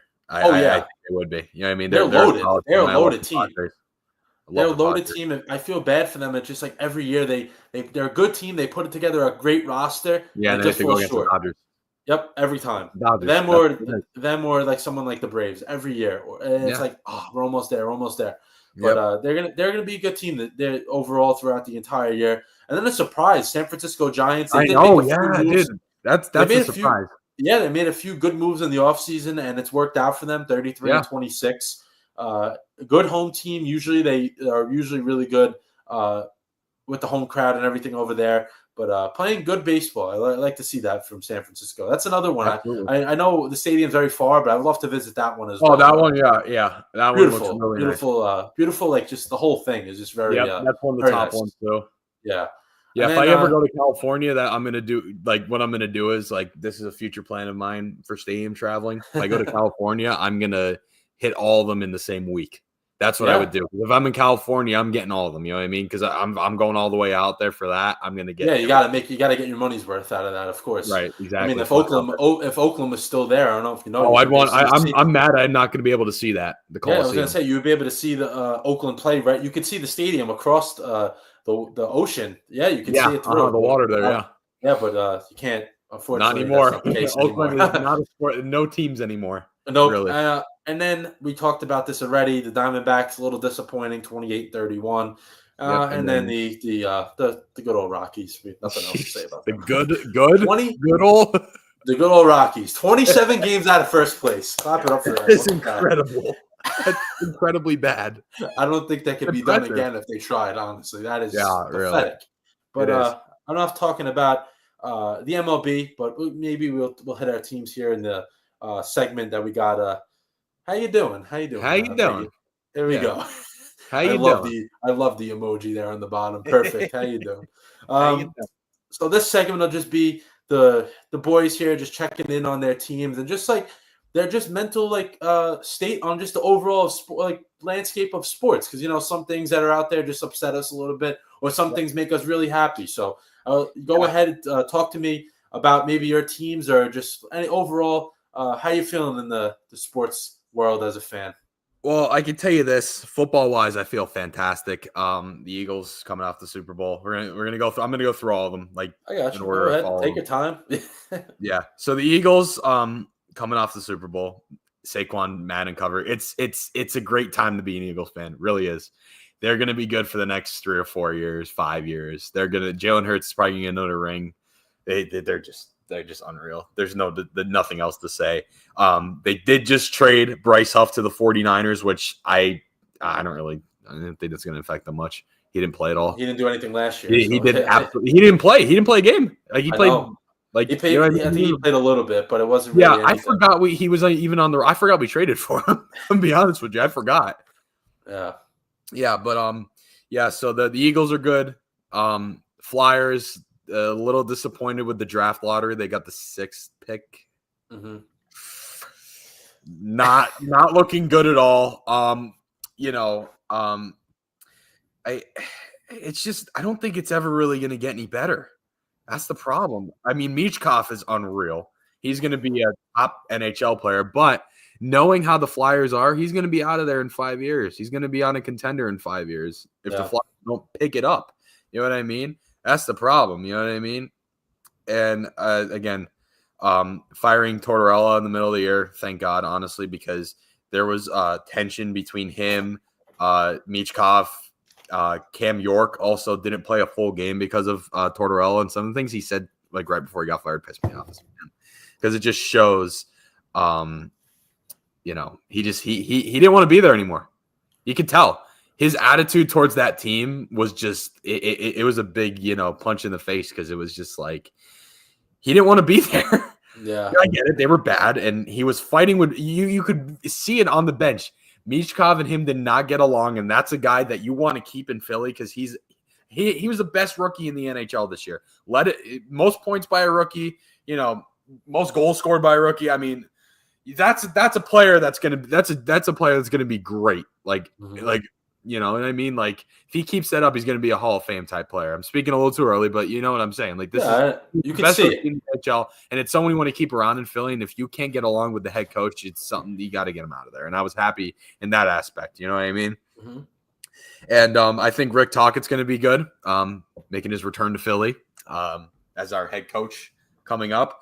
So, I just don't think they're going to be any better, though. Michkov's going to be good. Again, but again, I just don't think the future's looking good for them. They're going to be middle of the pack or last in the Metro again. It's just awful. Unfortunate, man. I want to talk about another team of mine that sucks. I don't follow them as much, but Syracuse basketball. Oh, my God. What a horrible season they had. Oh, my God. It's not good for the football program. Now, I mentioned this earlier. I'm a diehard Syracuse football fan. I love that team to death. That's probably my most followed team. I love them. I almost cried when they beat Miami in the Dome last year. I was there. I watched it live. I was almost in tears because, for how bad they've been in my lifetime, at least. A little backstory here. My father played at Syracuse, and when he played, they were really good. They had Marvin Harrison. He played with Marvin Harrison. Donovan McNabb was a freshman my dad's senior year. He played with some really good guys. Like I said, Marvin Harrison, Kadri Ishmael, He was a Super Bowl champion with the Ravens. He played with some really good guys, and they were good in the 90s. Like, they had a solid team. They had solid teams throughout the entire era of the 90s. With Paul Pasqualoni as their head coach. And then after that, they kind of just really fell off and became one of the most irrelevant teams in Power 5. You know what I mean? Also the culture in the ACC. You know what I mean? Especially not this past couple of years, but in the 2010s, like once they joined the ACC, when the Big East fell apart, it didn't help at all. But they're good now. They just got Steve Angeli from Notre Dame, the probably starting quarterback for them. Yeah, he got a 5-star. He was a 5-star out of high school. He's a wide receiver from Texas. I forget his name off the top of my head, but we lost our wide receiver when he transferred to Penn State because we wouldn't give him $2 million. And knowing our head coach Fran Brown, you got to earn your NIL money, and he didn't want to do that, so he entered the portal. And it sucks because he was going to be our top receiver, but like Fran Brown has done, like he did when he brought in Kyle McCord, brings in another fantastic, like I said, a former 5-star wide receiver. And I think, and I kind of feel bad because the whole spring they went with Ricky Collins is the guy's name at quarterback. He was the backup for LSU, and he didn't do too bad throughout the spring. And then we get Steve Angeli, who has been backed out of opportunities at Notre Dame. He was going to be the starter this previous year, and then they brought in Riley Leonard. You know what I mean? Like that's a guy who deserves a shot. I think it's similar to McCord. I don't think he's as good as McCord. That's the best quarterback we've had since Donovan McNabb. I think him and McNabb, you can debate who was the better quarterback out of that college. But this is a kid who I think he's going to be finally given a shot, and he's going to do well. I don't think they're going to be that great because their schedule's tough this year. They open up against Tennessee. They're playing it in Atlanta. They're playing it at the Falcon Stadium, which is really weird. They had one of the easiest schedules last year, and then you come into this year, they're playing Tennessee, Clemson on the road. They're playing SMU, who is another playoff team. They're at Notre Dame this year. Plus the conference, like all those other conference games. Yeah, that's tough. Yeah, so they have a tough schedule this year, but I think we picked up some pieces in the transfer portal, and our head coach, Fran Brown, is a huge transfer portal guy. I don't like the transfer portal, especially as a former college football player. I think it ruined the landscape a little bit, but it has helped Syracuse quite a bit, I will say. I can't lie. It has helped us a lot. So future's bright for them. Hopefully they do well. And baseball, we said the Yankees are good. The Cavs, they had a good regular season, couldn't get there. And Penn State in college hockey, I'm going to talk a little college hockey because we're going on all of them. They made it to the Frozen Four after having probably the worst start you could have had for Penn State hockey. I think they lost 8 straight conference games, and they got hot at the end. They beat Minnesota, who was top 2 in the country. And they made the Frozen Four, the Allentown Regionals. I went to that. They beat Maine, who is a powerhouse in college hockey. They beat them 5-1, and they lost to UConn in the final of the regional. It was a really good game, but Penn State hockey. I just followed them at that point. I don't have really much else to say. So yeah, that's my how you doing for my teams. So you're doing good then, for the most part. Yeah, I got a reigning Super Bowl champion. I have a on the rise college football team, a very good baseball team, and a pretty bad college basketball team, who is probably going to be even worse now because they didn't really get much in the portal and they didn't fire Adrian Autry. So, oh well. Yeah, and a pretty bad hockey team too, but I won't bust your chops that much. I'll let that be. Yeah. Honestly, I'm pretty much in the same boat as you. I am a little still stinging over the Knicks losing, but they did have a great year. Like they had a really good year. It takes a few days to look back on it. It's like, okay, they did get further than they have the past few years, but it's like you get this far, you really want to win it. And listen, the better team won. You can't cry about it. The Pacers were the better team. You had game 1 right in the palm of your hand, and you blew it. That's on you then. That could have changed the entire series. You go up 1-0. You never know what happens game 2, but still, it could have changed it regardless of what happened. And I'm curious to see what happens with the Knicks. I know we talked about a bunch of basketball, the first thing we did today, and I'm curious to see what they're going to do, just because of will they keep the same team? It seems like Leon Rose, who runs like all basketball operations, seems like he's a go-getter. He's really aggressive, but keeps it to himself. So yeah, I'm curious to see if he's going to go out there and maybe switch his group up, because it seems like he's done that over the last 3 years, brought in a new core group of players around Brunson.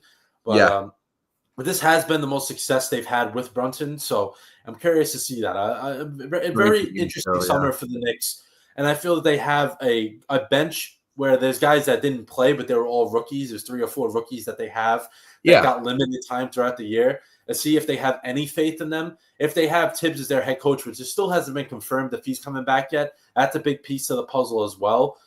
If they have him as their head coach, he really doesn't trust the young guys right away. We've seen it. Deuce McBride, it took him 3 years to really get his legit chance, and he ran with it. Someone like Obi Toppin was sent out of town. Emmanuel Quickly sent out of town. Quentin Grimes sent out of town. So it's like if Tibbs doesn't really trust you, it's either you're not going to play or it's going to gradually happen over time, or you're just going to be sent out for a better player in his eyes. So I'm curious to see what happens with that. Then with the other team that plays in Madison Square Garden, the Rangers, I'm very happy with the coaching hire they made. I kind of feel this is the first time Nick Sullivan, really good coach, and first time they have actually in the recent years have taken it seriously, in my opinion, just because, yes, they've had other coaches who had playoff experience, all that good stuff, but they haven't had consistent success over time. And that's something that Mike Sullivan, he can win with one of the worst teams. He can win with the most talented teams. We've seen it. And I feel him with the Rangers, and Chris Drury is a GM that definitely has a lot to be more desired out of him, but I feel he's a guy that is not afraid to make a trade. He traded guys that we didn't expect. Lindgren was probably a guy that people didn't think would be traded and wouldn't be traded, and he's gone. Brought in JT Miller. JT Miller wanted to be back, which I really love that move. I feel also Sullivan will command the respect of those veterans. Feels like those veterans kind of did whatever they wanted the last year. Yeah. Now it's going to be more, I think, more what he wants. It's going to be, tight. The ship is going to be very tight. Someone like Mika Zibanejad, if I was Mike Sullivan, I would go to him and be like, you're not playing center anymore. You're more beneficial for us at wing. You're going to play with Miller, and we're going to go from there. We'll see what I hope they do that. I feel Sullivan will have the respect from Zibanejad to be like, oh, coach is telling me this. I'm going to do it. He's a guy. You better hope so, because he's pretty good. Yeah, and he can win. And I know the Drury-Sullivan relationship was evident with Team USA. So I feel like that was something that was in the works that other people in the NHL weren't too happy about, that it happened so quickly. But listen, everything in life is about connections, and that connection came right through right there. And I'm very happy with that, because they got to turn it around. When the Rangers are playing good hockey, the city is better off. They're good.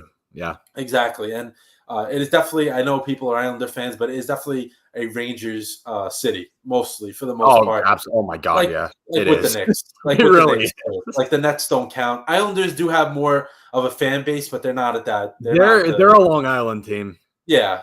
They're not really that much like into the rest of the city for the most part. Obviously, they have fans. The Nets are just they're just in their little circle in Brooklyn. The Knicks are in New York. Yeah, and that should have stayed in. I love Jersey, but they should. Yeah. I don't want to talk bad on Jersey, but they should have stayed. Yeah, no, don't talk bad on Jersey. Well, maybe North Jersey, but no, Jersey's a good state. But my other few teams I have here, we'll go college, and then we'll get to the MLB because the Jets I have really nothing to say. I'll keep it brief at the end. But St. John's basketball, they had a great year. Rick Pitino, man, he went in the portal and absolutely dominated it. He brought in, I believe it was 7 or 8 of the top 25 transfers, the ranked or whatever. He went crazy in the portal, and I feel this is year 3 of him, and he finally got his type of players. Like this year, they were really talented defensively. They can score in the paint, but they could not shoot for the light. I mean, we could have shot at our eyes. I mean, clearly you saw how it went. Like once they got into the bracket, the tournament. Yeah, you know what I mean? The March Madness tournament. They won the first round, but they didn't play too good in that. And they didn't. No, they played. I remember us talking about this. They played. Yeah. They didn't play well. No, they didn't. And then they lost to an Arkansas team that was should have been a higher seed. Just the circumstances they had to deal with, they weren't. And then St. John's lost to them. I kind of feel like that lit a fire under Pitino because he's up there in age. He wants to win. Oh, he's old. Yeah, I know. He wants to get one more national championship before he calls it quits. And I would not be surprised if this team can get to that point this year. These guys they brought in, man, they're no joke, and I'm very excited for them, and especially besides these last 2 years, and not a lot of success out of them during my life, and I'm very happy that that's the case. And then with my other college team, Notre Dame, the Fighting Irish, of course, made the championship, lost, which people probably didn't expect them to make the championship after a horrific regular season. After horrific regular season loss. I'm a world-renowned Notre Dame football hater. You know that. Yeah, I know. And even fans, honestly, like me, I was like, they lost to NIU. They're not doing anything. They went on a roll. That changed their whole season after that changed the momentum of the entire year, yeah. And not even honestly, like I know how you talked about Syracuse and how they're building and going in the right direction. Yeah. I feel for Notre Dame, them making it that far and making the championship doesn't just set them up for this year, but for years. Oh, it does, yeah. And you know what? I have way more respect for Marcus Freeman than I ever did for Brian Kelly. So I can tell you that. Yeah, but Brian Kelly's his joke. Not it. And the thing was, it was like, okay, so this year, 2025, was supposed to be the year for Notre Dame. Like now he had like this recruiting class was insane. Last year was like, wow, this came out of nowhere. But now we have one of the best recruiting classes in the nation. Yeah, CJ Carr, who I've followed him since high school. Now he's going to get his chance to show what he's got at the quarterback position. I feel like he can take this team to the next level because yes, they've had good success in the most recent years, but it hasn't been with a quarterback that's not. Those quarterbacks were nothing. You know what I mean? No. It's like. And that success wasn't like this season. Like their success is, beating up on MAC schools and FCS schools, and then getting in the playoffs is like when it was the 4-team format, and then getting blown out. And get blown out. Yeah, that's their success. You know what I mean? Yeah, exactly. And now I know with the new ruling with like the seeding, they don't have to because with them not being in the conference, the highest they can get is 5. That's not the case anymore. So that's huge. If we go undefeated, that helps them out a lot. That helps them tremendously. You go undefeated in the regular season, you can be a 1 or 2 seed. That sets it up so much more. Like they had to do a little. They had to play an extra game because they weren't in the conference. I mean, they won and obviously all that, but it sets them up a lot differently. And I feel like the future of this team and the future of this team is. Go ahead. It didn't help that they had to go against Ohio State because Ohio State was unreal in the playoffs. They were so good. As much as I hate them too, they were because I'm a Penn State guy too, along with Syracuse. Yeah. So I hate Ohio State automatically, and they're like they were good. They were insane. Jack Sawyer was unreal. It was something else, man. They were a team that did not play great at all in the regular season. They were winning. No. They stunk. They were winning because of talent, and then everything just came together, man. Yeah, the Michigan game. Oh my god. Oh man, I remember the Tennessee when they played Tennessee. I was like. I think this might be like one of those upsets, and they proved everybody wrong. They destroyed. They didn't just beat them; they killed them that night. Yep. And it was something else. And then the last team I got that I'll talk a little more in length about, the Mets, playing great, man. I saw this graphic today. They were at this point last year. They were 24-35. Since then, they're 102-61. Man, they have turned. Yeah, they. Best record in the entire league since last June, so a calendar year, adding up postseason play and all that stuff. Yeah, they're making me happy, man. Like the Mets are like the team for me. Obviously, being a baseball player, when they're good, it, like really, I appreciate it more than ever. Just out of any of my teams, just because of I know what they go. Like obviously, to not the extent, but I know what they go through. Baseball is one of the hardest sports. Yeah. Yep. Because I played college football for 2 years and I played throughout high school. So like I get it. I mean, I played Division III. It's a lot different than Power 5 Division I, but still, you know what I mean? It's still the same stuff. Exactly, man. It's still you're going out there playing the game that you've been playing since you're 4 years old. And they're playing at the highest level where they have to hear your contracts, you're not living up to your contract. Now with the NIL stuff, it's even crazier. Yeah, exactly. And then like these guys, they don't get a break now in the pros, and it's like I feel like Soto's coming. He had a great weekend. I feel he's going to come around. There's no way he's not going to hit this good, hit terribly for this long anymore. I feel like that's going to come around for him. He's been moved down to the 3. This is the thing. Like last year, anytime I can, I give props to Carlos Mendoza just because last year the team stunk. Nimmo was the leadoff hitter for the past 5 or 6 years. He went to Nimmo. He was like, all right, Nimmo, we're going to move you down in the order. We're going to let Lindor go back to his comfortable spot where he played with the Indians or that's a guy that you want, leading your team too. Exactly. And then Lindor Musolito spot, they take off. This year, Soto, most comfortable normally in the 2 spot. He wasn't getting it done there. Let's move Soto to 3. Alonso down to 4. Let's get Nimmo back in the 2 spot because it feels like Nimmo in that cleanup or 5th spot was kind of trying to become a hitter that he wasn't. Yeah. And I feel like moving him back to number 2, now all of a sudden you're seeing him hit to those balls to the left center, down the left field line, getting back to his game. Brett Beatty out of nowhere. This is right. I know. Yeah. Mendoza showing the confidence in every one of his players. And this is something that not a lot of coaches do out there, especially at the younger levels. I've seen it over the years, like me personally, and just like watching other people and like teams, coaches don't trust their entire team, and you can't win like that. You have 25 guys, 26 guys on your team. You can't use 12 of them and expect to win the championship. Right. It's not going to work. Nope. It's not going to work. And I feel like Mendoza, even in a regular season game in the middle of May, he's using pinch runners, pinch hitters, especially with a DH. You don't really use the pinch hitters anymore, and he's still doing that.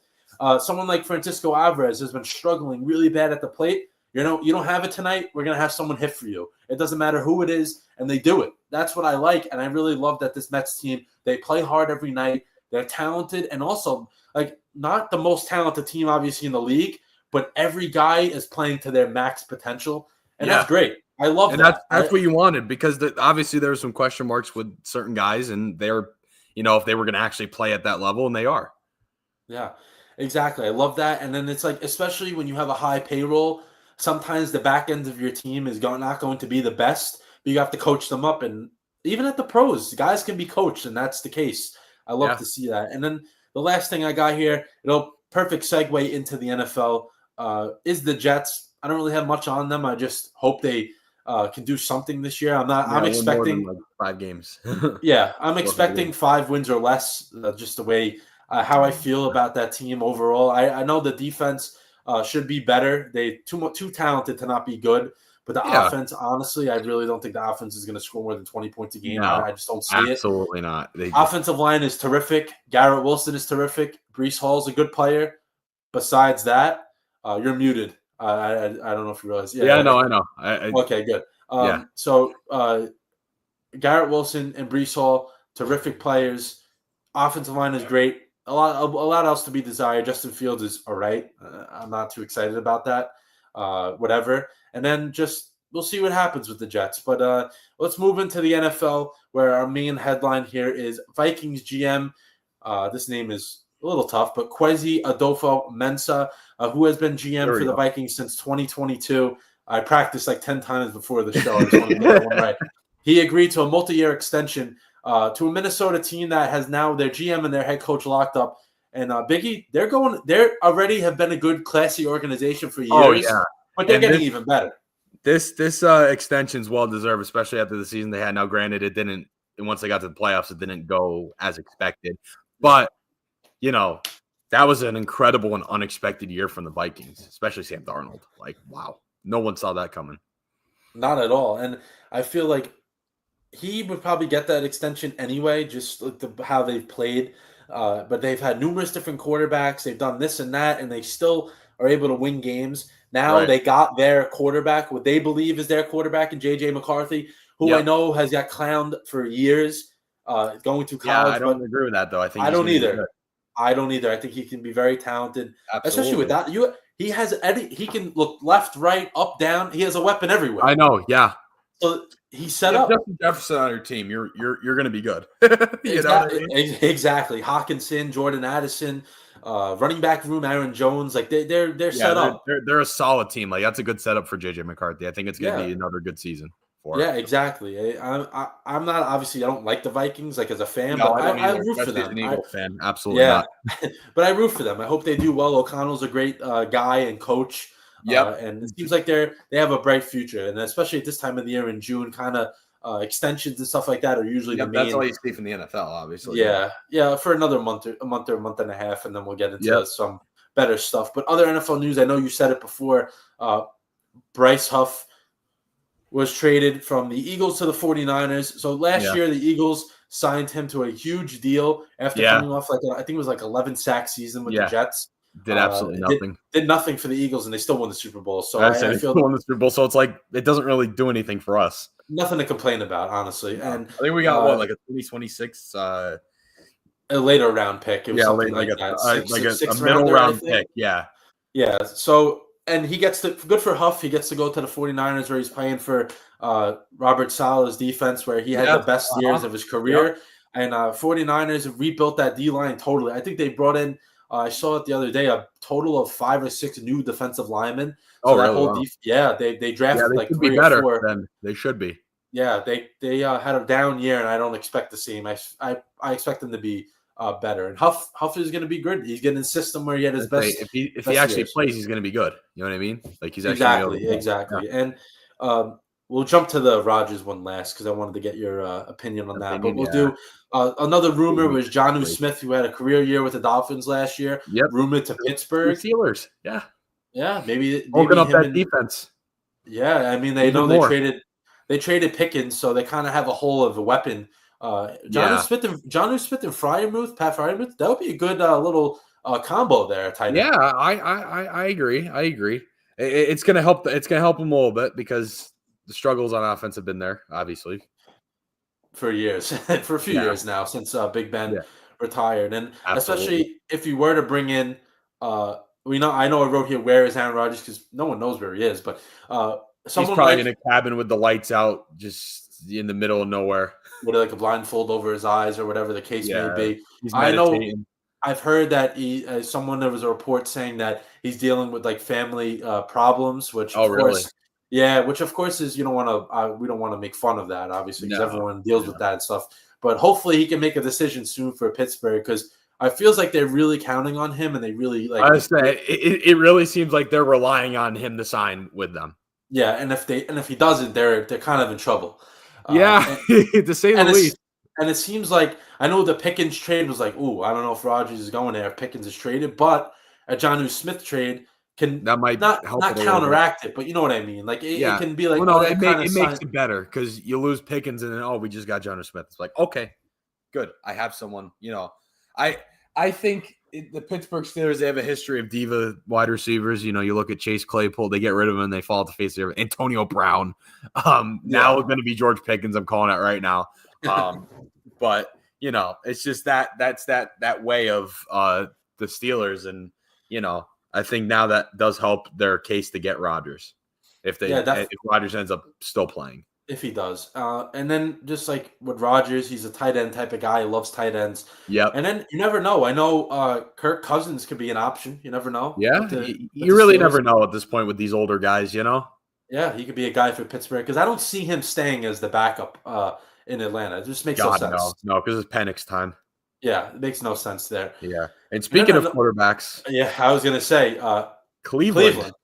And that's an interesting situation regardless of who's starting or not because did you see the stuff about the media fabricating it? Yeah. I don't. What is going on? It's such a Browns thing to do, right? You know what? I was just going to say that. This is the most Cleveland Browns situation.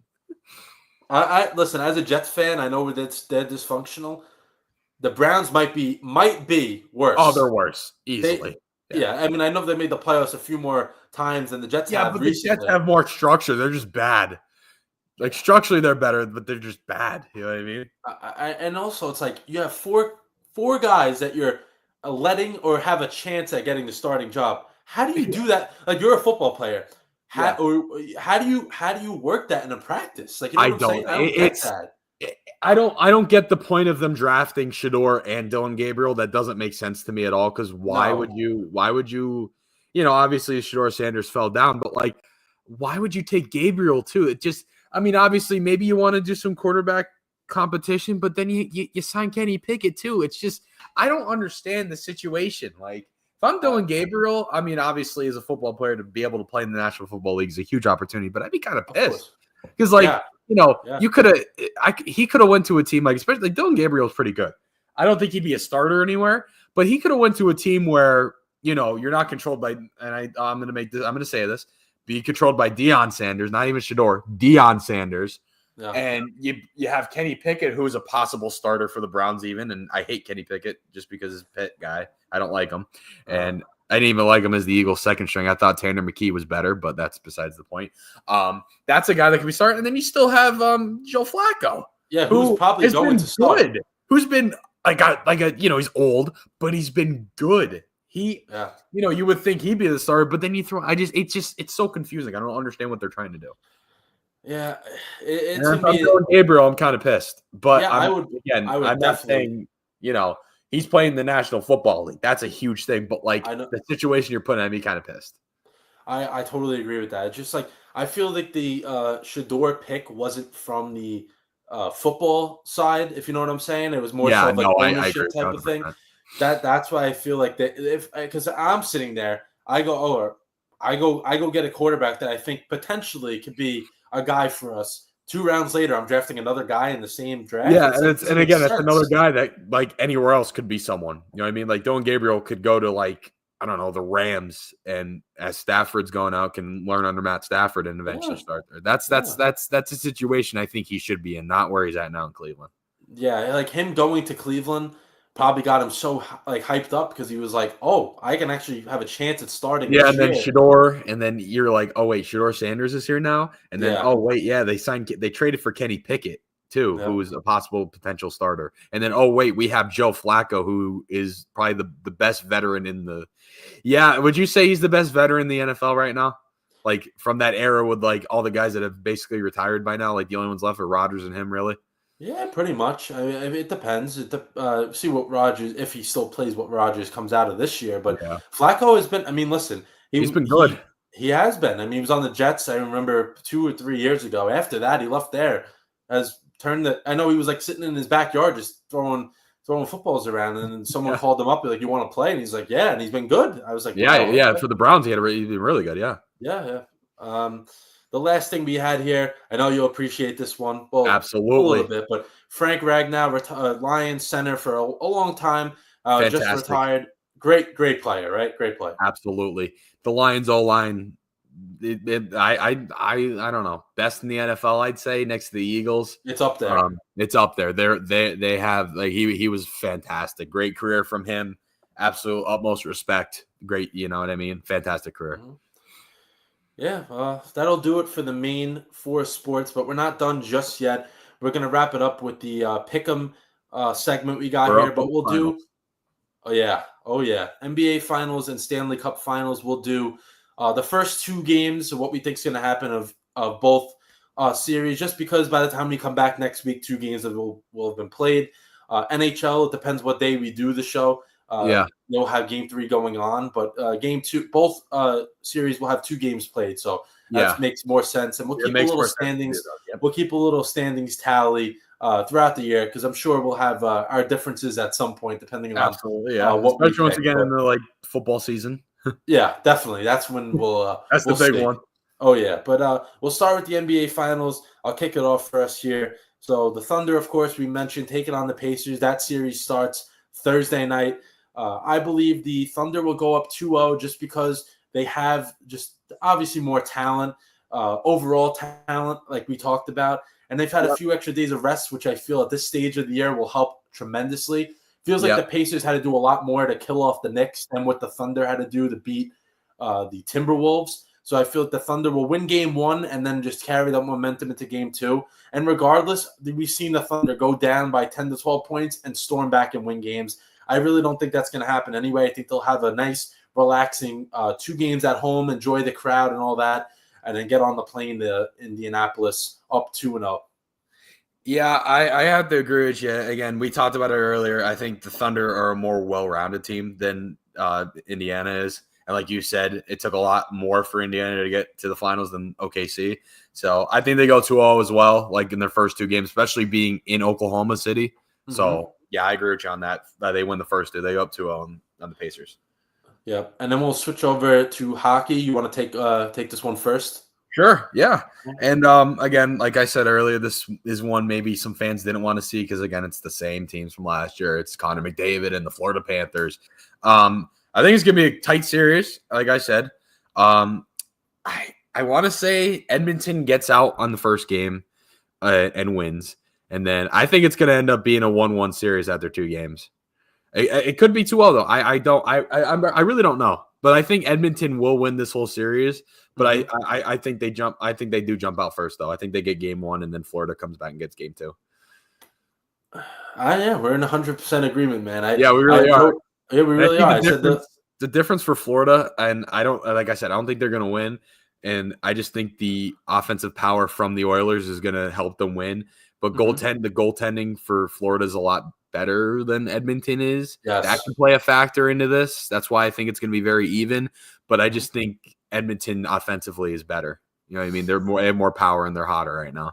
Yeah, I literally wrote right here. I said we'll see the difference in styles take shape. The Oilers will win their typical barn burner type games, and then the Panthers will win that defensive type battle. I don't know who's going to win what game, like kind of with you, but I do feel it will come away with a split heading into game 3. So absolutely. I feel both series. We hope the NBA one is competitive. I think it will be, but definitely Stanley Cup will be an outstanding series once again. Yeah, I think the Stanley Cup Finals in these first 2 games are going to be more competitive, personally. Yeah, definitely. But, that'll do it for our TJ Productions Biggie Mills debut on JD's Empire Sports Talk. I think a great episode 45. I just want to thank everyone for tuning in. Biggie, any last thoughts you got here before we sign it off? No, I just this was awesome. I can't wait to do this more often. This is awesome. Oh, yeah. It'll be a weekly occurrence for those that don't know. And then just go out there. All the social media pages, we had it going on the bottom of the screen here today. It's been going for the last 2 hours. And then we'll put up some reels throughout the week just to get us ready for next week. We had a lot of highlights today, I'll tell you that. So, absolutely. Some good talks. A lot of good stuff to say. But that being said, episode 45 for Biggie, I'm JD. Bye-bye. Bye-bye.